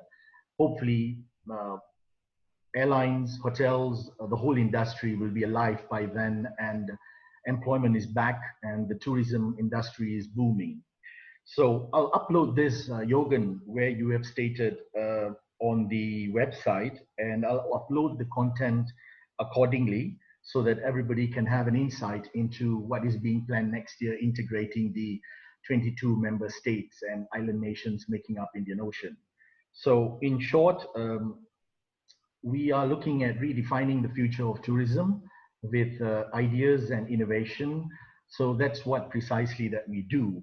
And we're currently also commissioned by the EU to do specific projects related to tourism for Central Asia. Unfortunately, I was forced to leave. The political and economic climate of Central Asia isn't the right time to move in. So I just got in touch with Juergen, I think about a week ago, learned about the African initiative, the Project Hope, which is a fascinating initiative, hopefully to collaborate with the Project Hope initiative, particularly with the Indian Ocean Project, and launch it on a monumental scale next year. So that's all from my side, Juergen. Thank you very much. And again, thank you so much for joining us so early in the morning. That really shows commitment, and that's, I think, what counts. We can really see sometimes who the movers and shakers really are, and you definitely are one of them. And we're looking forward to working with you. Also, I wanted to remind everyone, this is a brand new initiative, and I think almost all of you are here because of my publication, eTurboNews, putting the word out. We like to get a lot bigger. We actually would encourage everyone to spread the word among your colleagues, your stakeholders in the industry, your tourism government, that we're here. You can use our hashtag, but more important, just to join us, so you're part of this community, what we're growing, and we hope we can make just a little bit of difference. it takes many people to really move things, and we're trying to build this community, and we don't have all that much time because it is an urgent issue why we're coming together here, and it's up to all of you to spread the word. Without further ado, I'd like to give the microphone to Ivan Dodik, and he is joining us, as far as I know, from Bosnia-Herzegovina, a country in Europe I've never been to, but I heard a lot of wonderful things, and he's with FIJET. Good morning, or good evening, to you, Ivan. The microphone is yours. It's evening. Juergen, thank you for your introduction. Hello, everyone. Greetings from Bosnia and Herzegovina. My name is Ivan Dodik. I'm tourismologist, travel journalist, and writer, also a FIJET member. I'm honored to be part of the Rebuilding Travel initiative. I consider this initiative very needful, especially in the current times. My research interests are in the field of tourism and media. I think the role of media is important to the rebuilding travel and tourism sector in general. I would like to thank you for including media and journalists into this project, and also rebuilding process won't be easy. Travel and tourism sector needs media solidarity and support. Okay, Thank you very much, Ivan, and I couldn't agree more with you, because that's also my background, as you know, and we do want media to be part of it, and it's highly important. Sometimes journalists are not all just stupid, you know, they really have good ideas. Well, that's why you see guys like us, and I'm not saying I'm smart, but I mean many of the journalists are, and we're everywhere, and we're following the industry, and I think the good thing as a journalist is we can really connect between different initiatives and different events because we're attending it. Those that are so involved with one initiative may not see the other initiative and cannot really put A and B that easily together. So you are welcome, and I know your colleagues from FIJET, what is an international organization of journalists, are welcome to join us. Thank you, Ivan, and we'll be in touch. I opened the microphone to Enrique Cabanilla, and I pronounce this probably wrong. I don't speak Spanish, unfortunately, but he's joining us from the other part of the world, from Ecuador. And I know as far as I know, he's with the University of Central Ecuador, and Ecuador, unfortunately, was in the news recently with some terrible cases of coronavirus in Guayaquil. I've only been to Ecuador one time, to Quito, and it's a fascinating country, and I definitely want to come back after all of this. Buenos dias, good morning, Enrique. Buenas tardes, good afternoon from Ecuador. Thank you, Juergen, for the invitation. Right now in Ecuador, things are like the perfect storm, because our main source of economic imports or exports, excuse me, is petroleum, which, as you know, has its lowest historical. And also we have a very deep political crisis that is going on. That is where tourism has been very affected by COVID. Currently, I'm working in a committee that is assessing the Ministry of Tourism, which is trying to prevent bigger impacts because there's more than 500,000 employees, which are related to tourism enterprises here, and many of them are already shutting down. The other thing is that the bad news that are all around the world from our cities like Guayaquil are hitting hard also on the industry. But I think that those are the tasks that we have to go through. And as I am currently in this committee, we are looking for action and strategies to go over and rebuild the tourist sector, which is going to be a big issue. Thank you very much, Enrique, and it's great to have you on board. And you're the only one I think who signed up from Ecuador, so do spread the word. I know, unfortunately, we have no money and we'll have little funding, so we cannot have translator on board. But I'm sure some of us, like Peter Tarlow, of course, speaks fluent Spanish, so we can handle hopefully somehow. Thanks again, muchas gracias, Enrique. And now we're going to Teodora Diacono. He's with Bayer Holidays, and he's joining us from Italy. Good morning or good evening, Teodora.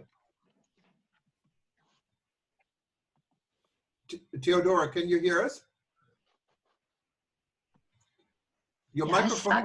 Okay, good morning. The floor is yours. Hello, everybody. Here's Italy in the middle of a huge crisis, as all of you know, I hope. And we are trying to do our best, and it's a really great time staying here with you because it's important to learn from each other's experience. So I just want to say thank you, everyone, and it is time to learn from each other. And I love the word hope. I heard it this evening declined in such a wonderful way. So now I have hope too. So thank you again. Thank you very much, Teodora. And Italy is one of my favorite countries. So I hope to see you sometimes in Italy anytime after this is over. Arrivederci. Also, we have around Tarun Sainani. He's with World Around Me in Germany. Guten Abend, Tarun. Guten Abend, Juergen. Thank you very much for the opportunity to be able to present here. I must congratulate you on this initiative and bringing people from around the world together, because these are changing times, require drastic measures of human ingenuity and cooperation to rebuild the industry, as you're putting it. So I'd just like to introduce ourselves. I represent World Around Me. We are based in Germany and the UK.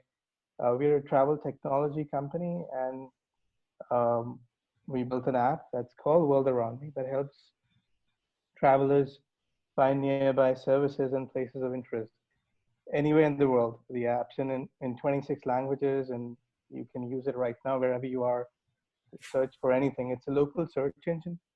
And we also help tourism boards promote local heritage places with storytelling in audio and video format, and also events which aren't happening. Now, since the crisis began, we started thinking more about our users as to how we can help them reduce the risk of contagion.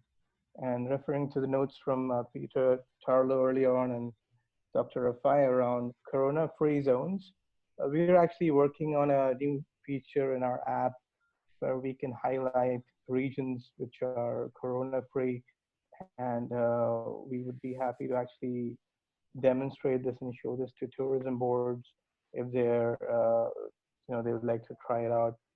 I have some slides which I can show you guys, Juergen, if you think there's enough time. Yeah, if you have like 2-3 minutes is fine, so you can share the screen, of course. Okay, so sharing my desktop.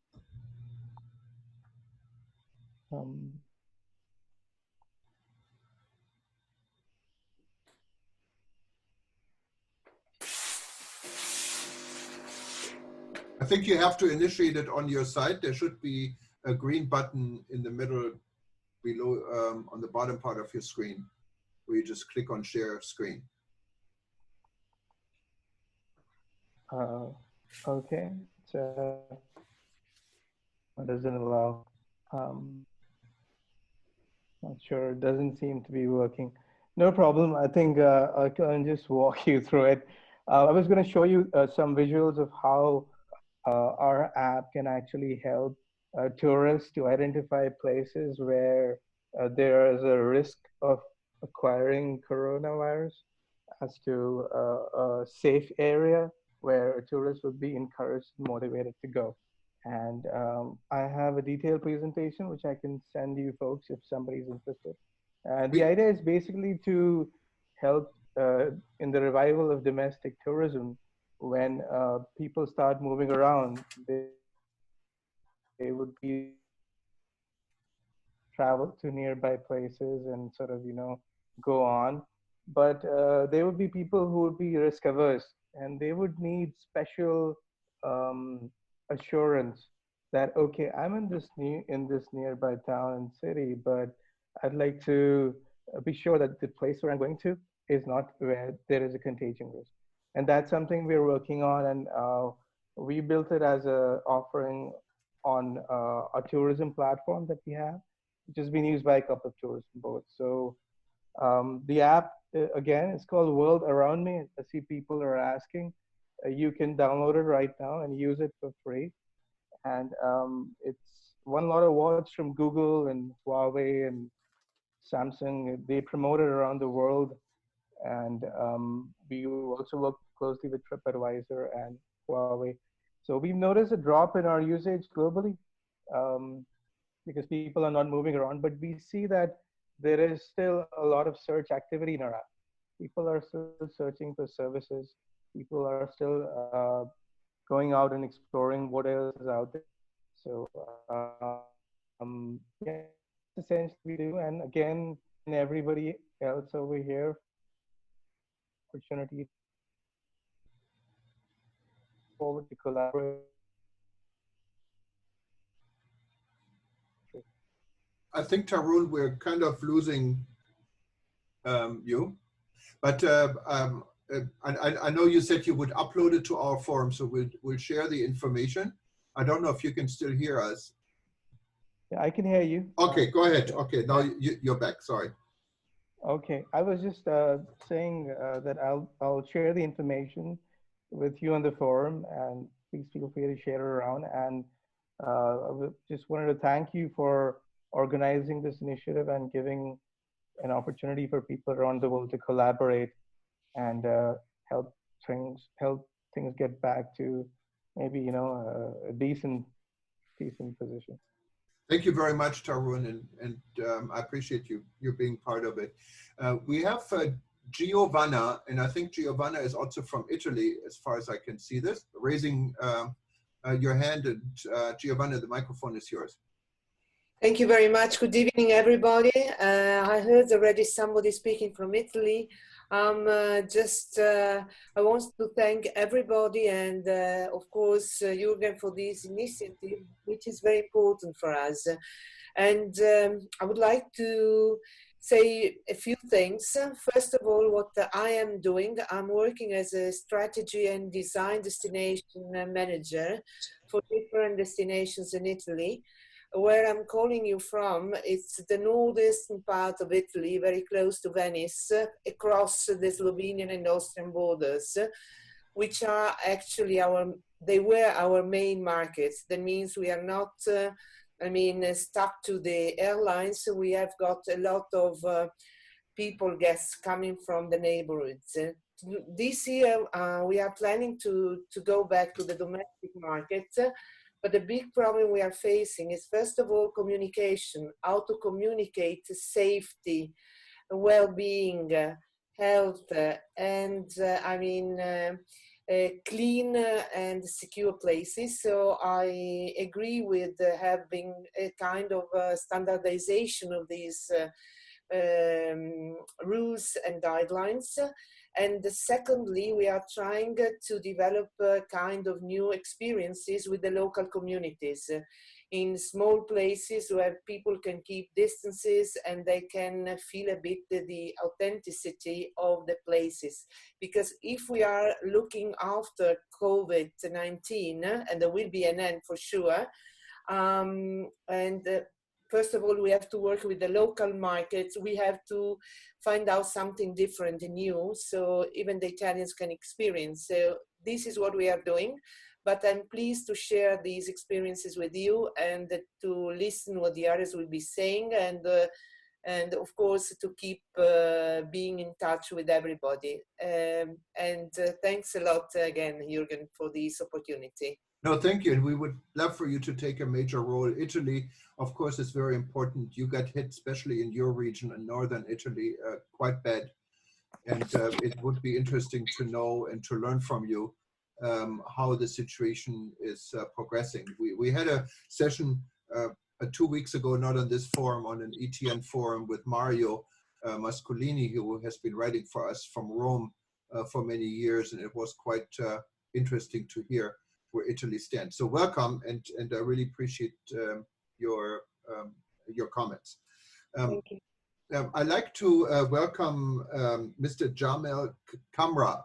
Jamel Kamra is the former Minister of Tourism from Tunisia, and Tunisia is another one, I have to say, of my most favorite countries I've traveled to and I've been all over your country, Nefta, Tozeur, Tunis, Hammamet, Djerba.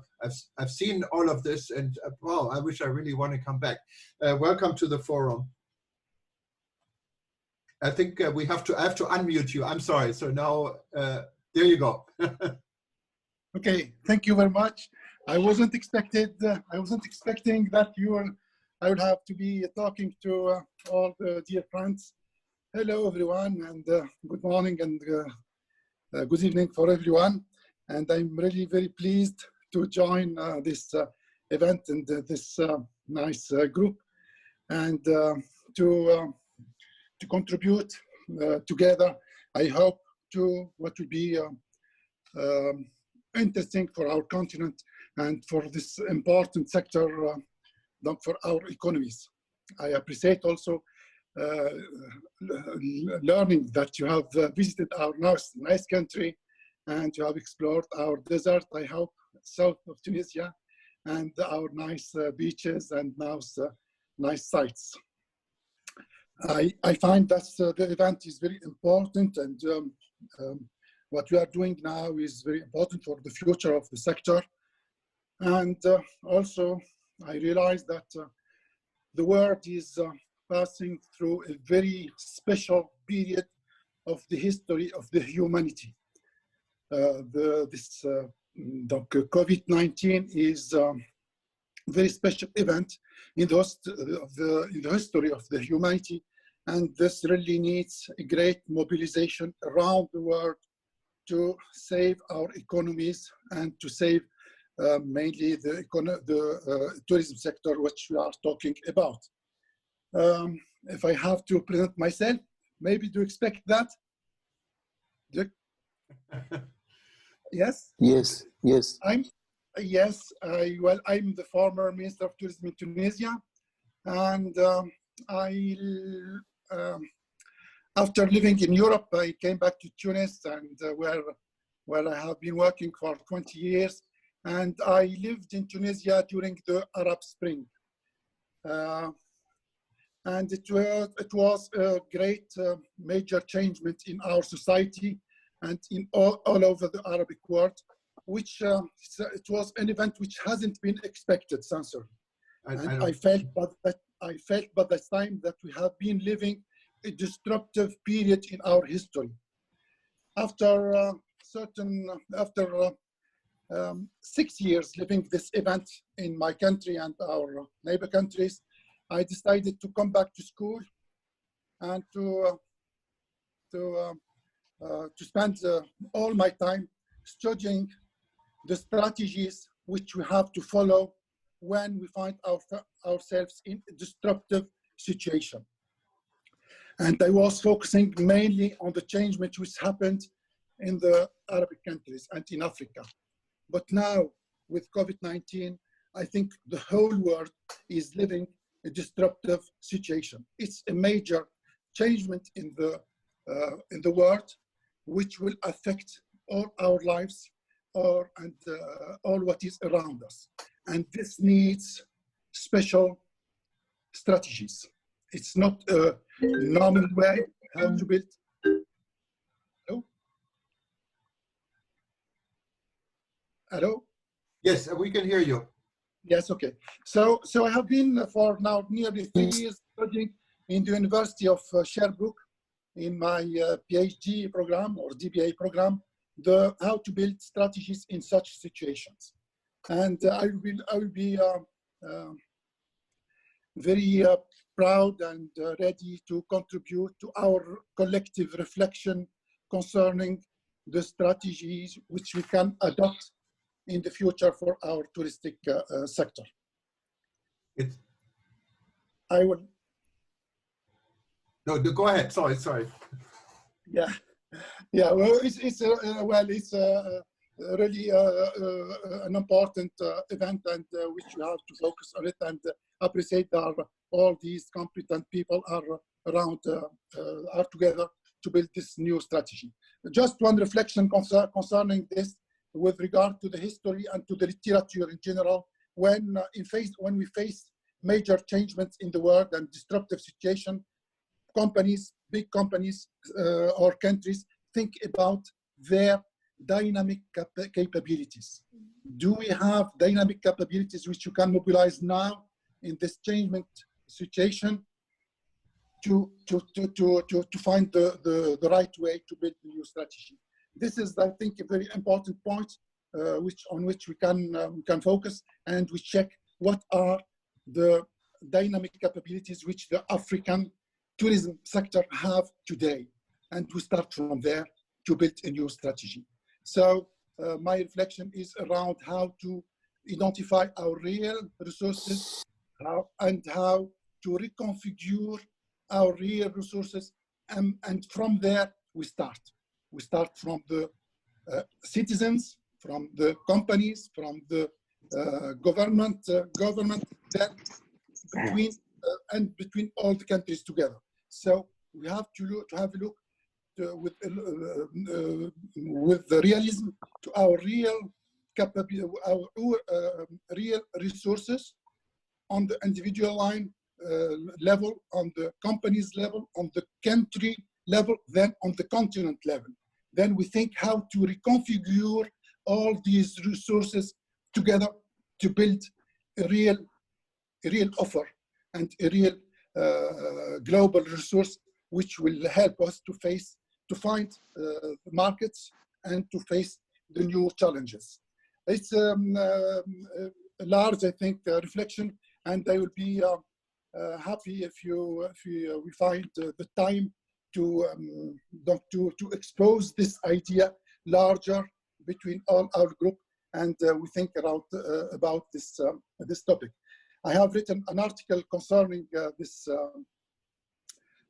concept, the concept of resources configurations applied to the tourism sector in each country, then about inside the African country, and I will be happy to share this idea with all our friends.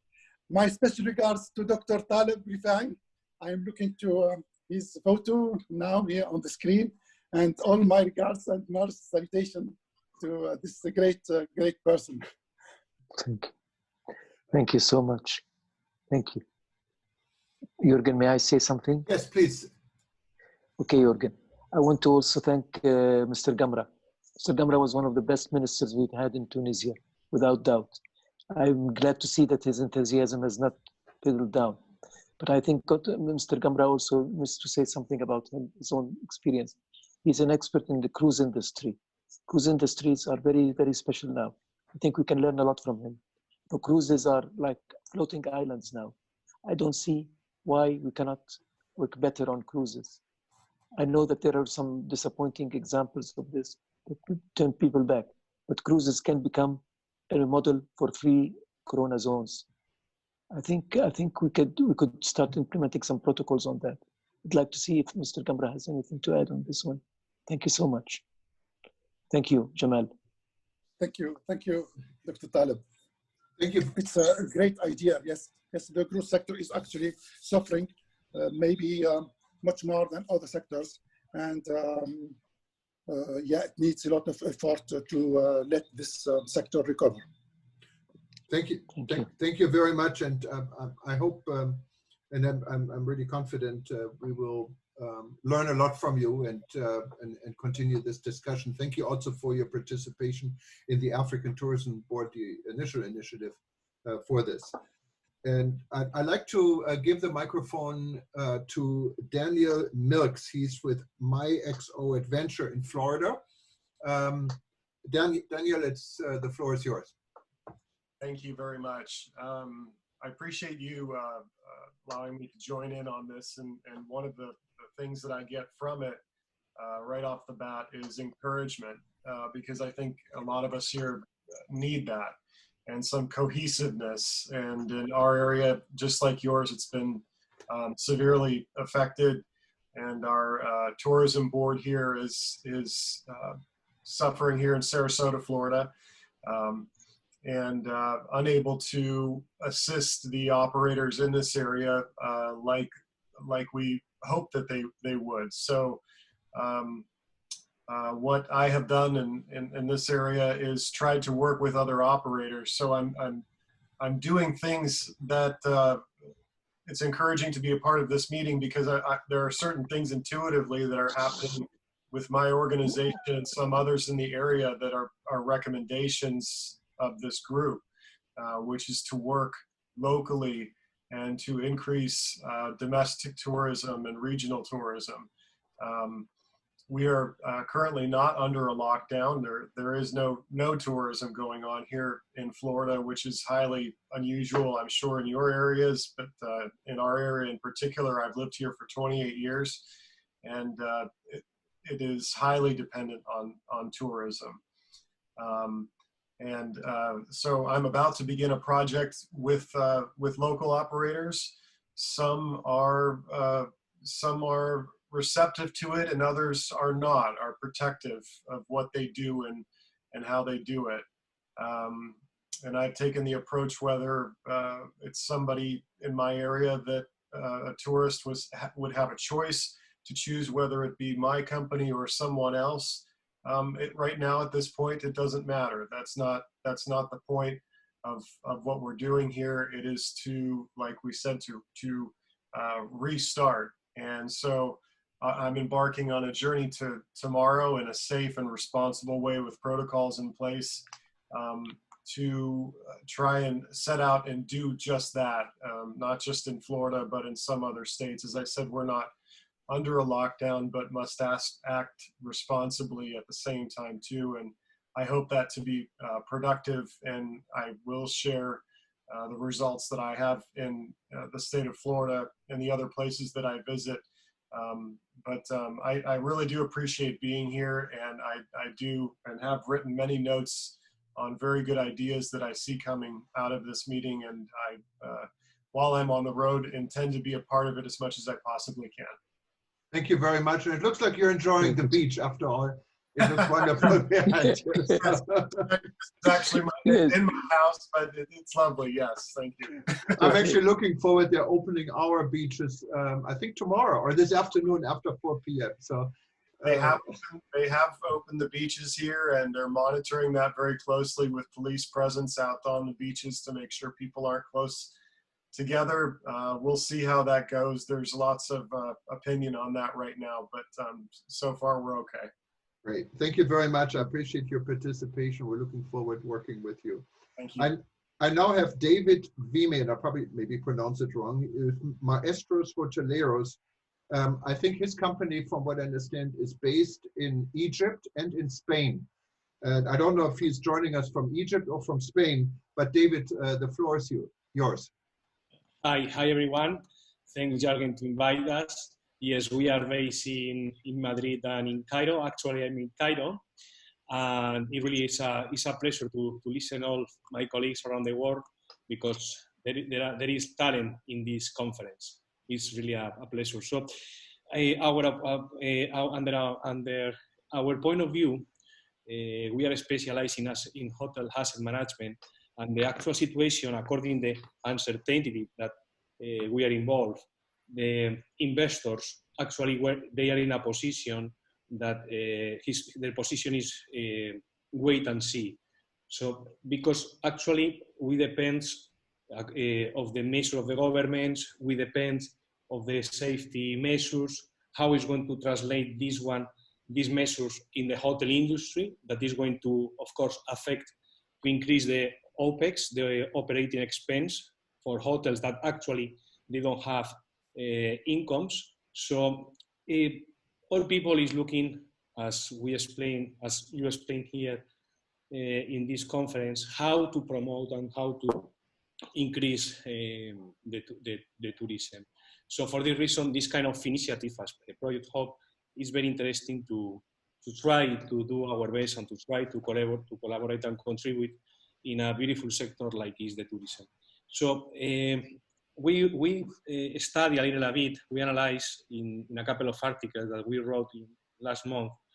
So we saw, according to the World Tourism Organization, that in the main crisis, for example, in terrorist attacks in 11 September in 2001, and as well in the financial crisis, the tourism sector recovered more or less in 1.5 years, 2 years. So we think that during 1.5 years, 2 years, the situation is going to be a bit stunned. So I think from Project Hub, a good initiative that we can do is to know, first of all, what the people is thinking in their house.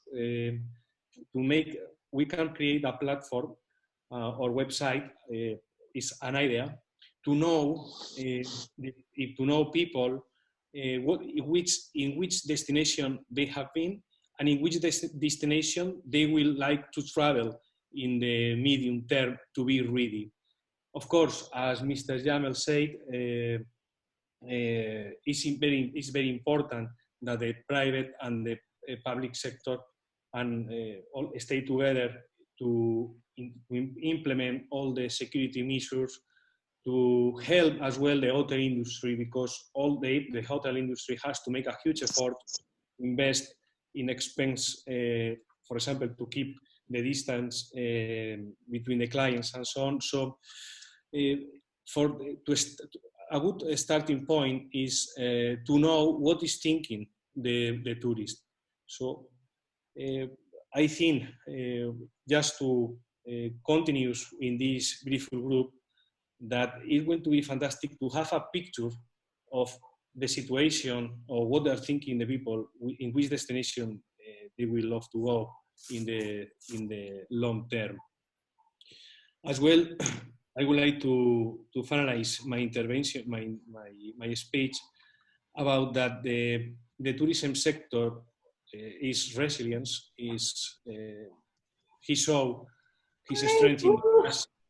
And I think that, for example, in another case, like in Iceland, they make a good campaign, like promote Iceland or inspired by Iceland. I think that using the technologies and using social media, as you say before, we can increase as well and we can help the domestic tourism. Thank you very much, interesting, and we're looking forward to continuing our conversation. And anything that you think you can contribute with ideas, please send it to us on the website so we can collect it and then sort through it and continue this conversation. Thank you very much. I'm looking. I have the next person online.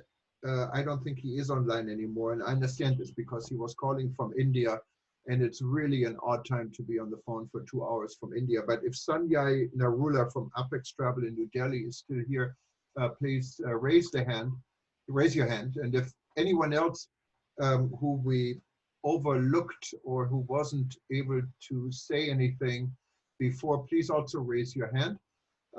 And I'm opening up just maybe for just a few minutes. If there's any questions or other comments from anyone, just raise your hand and before we close this first session. Okay, there's Denise Alain St, I believe, and let me unmute you. Alain, I'm sorry. Good morning, Alain Thomas. Good evening. Yes. Hello, good afternoon, everyone. Good morning, good night, wherever you are. Greetings from the beautiful Twin Island Republic of Trinidad and Tobago. I would just like to thank Juergen and all of you for creating this platform. This gives us all hope for the tourism and hospitality industry. And I would like us to continue this. I'm very excited about the outcome of this. I know Juergen mentioned, am I pronouncing your name correctly? Yes, better than I pronounced yours. Juergen mentioned that these other sessions will have a more structured approach, and I'm looking forward to that. I've already connected on a one-on-one with a few of you, and I'm looking forward to the follow-up. So with that, I'd like to thank you all. I wish you all the best. Keep healthy, be safe, stay at home so that we can all travel tomorrow. Thank you. Thank you very much. And once we get back on track, I remember your carnival participating in the Seychelles at the carnival a few years ago. So I got to find a way to invite you here to Hawaii so we have a real good carnival with Trinidad. Thank you very much. And any more questions, any more comments from anyone, please raise your hand now. Yes, there is one from, Vincent Mugaba. Vincent, I believe, is joining us from Rwanda or from Uganda, and he has a really interesting initiative he's involved in. So I'm glad, Vincent, you raise your hand. Welcome.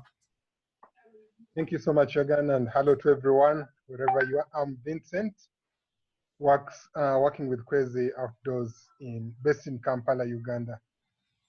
Actually, it's coming to midnight right now. It's 11:21.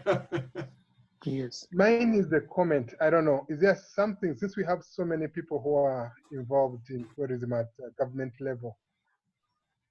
Some years ago, I think there was a declaration under AU of having open skies. We talked about trying to see that the tourism industry rebounds, encouraging domestic and regional travel.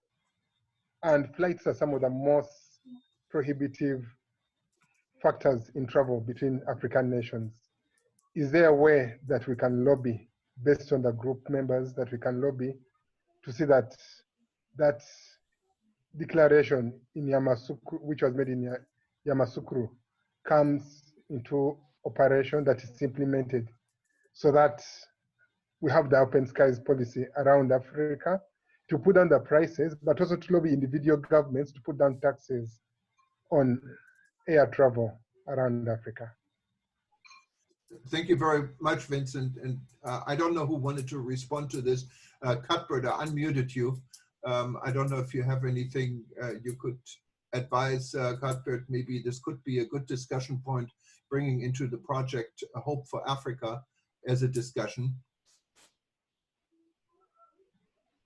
Yes, thank you so much. Really appreciate. Yes, it's one of the challenges we have, especially in Africa. I was surprised when I flew from Johannesburg to Tanzania a few weeks ago or so, which was more expensive than flying to London.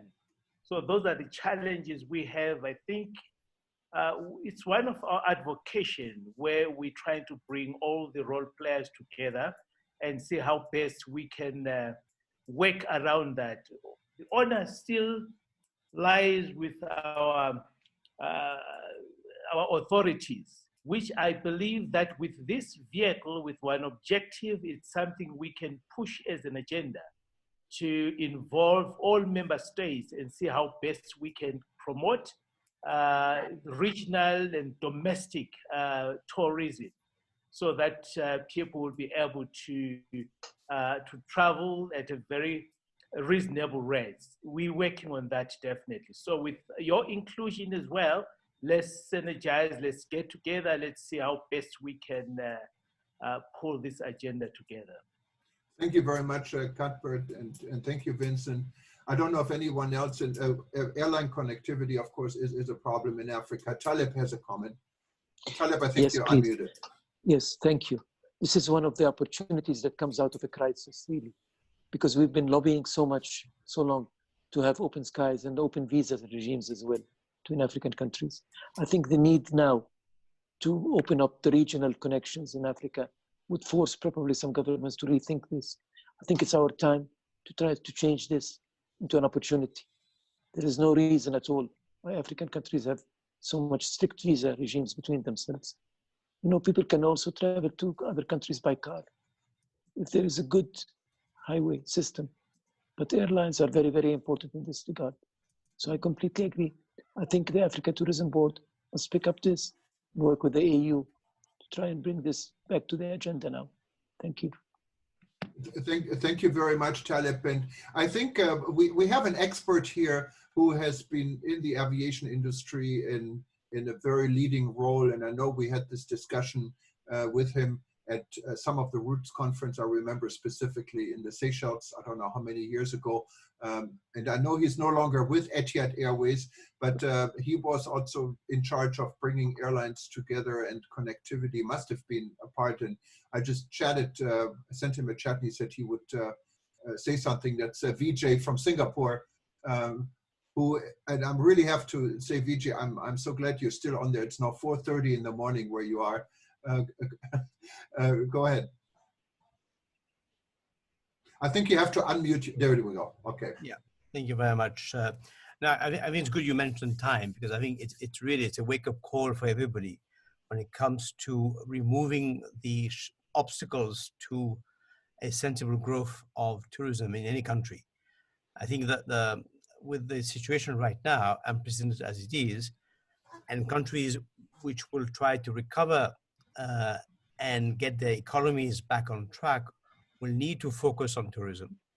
And in so doing, we'll need to actually identify, actually it's already been identified, we just need to actually start working on removing each and every obstacle to tourism growth. And that starts from regulatory arrangements, including visas and other similar setups, and an air access policy, which actually will encourage airlines to fly into their respective countries, as opposed to making it more difficult for them.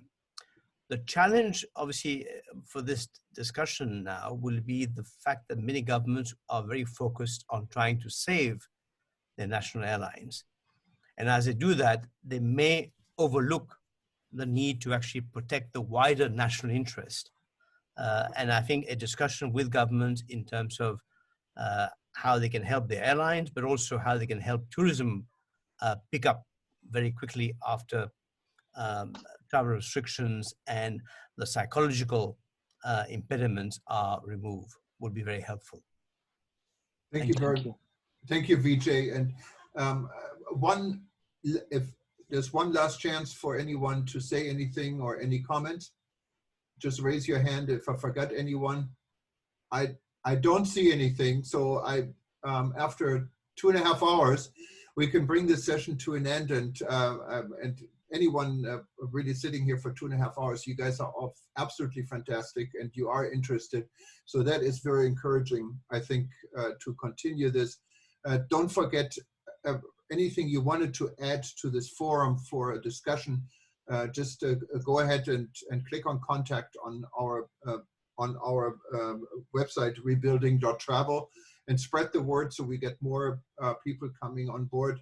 And thanks again to the African Tourism Board, to the Resilient, to SKAL, and anyone else who said they would support this initiative. And thank you very much, Taleb. I know you've been working tirelessly on so many initiatives, and all good initiatives. And it takes leaders like you to really make a difference and guide us out of this terrible situation we're all in. Now I think that's it. Aloha from Hawaii, and we will upload a recording of this session to the same website, Rebuilding.travel. So feel free to look at it again. I'm trying to see if I can cut it a little bit so we have different segments, and so you don't have to listen to 2.5 hours. But it was great to have you all on board, and please stay in touch. And we're trying to do another session, maybe with a 12-hour difference in timing, so we also get more people in Asia and India, because we have a lot of people interested in that part of the world to be part of this as well. Again, thank you very much. Aloha, buenos dias, goodbye, arrivederci, auf Wiedersehen, shalom, and I'm trying to, what is it in Arabic, Taleb? I don't. تصبح على خير. That's what it was. Yes. I don't kiss Swahili. We got a lot of languages here. Take care. Bye-bye. Bye-bye. Good night. Bye. Good night. Good night.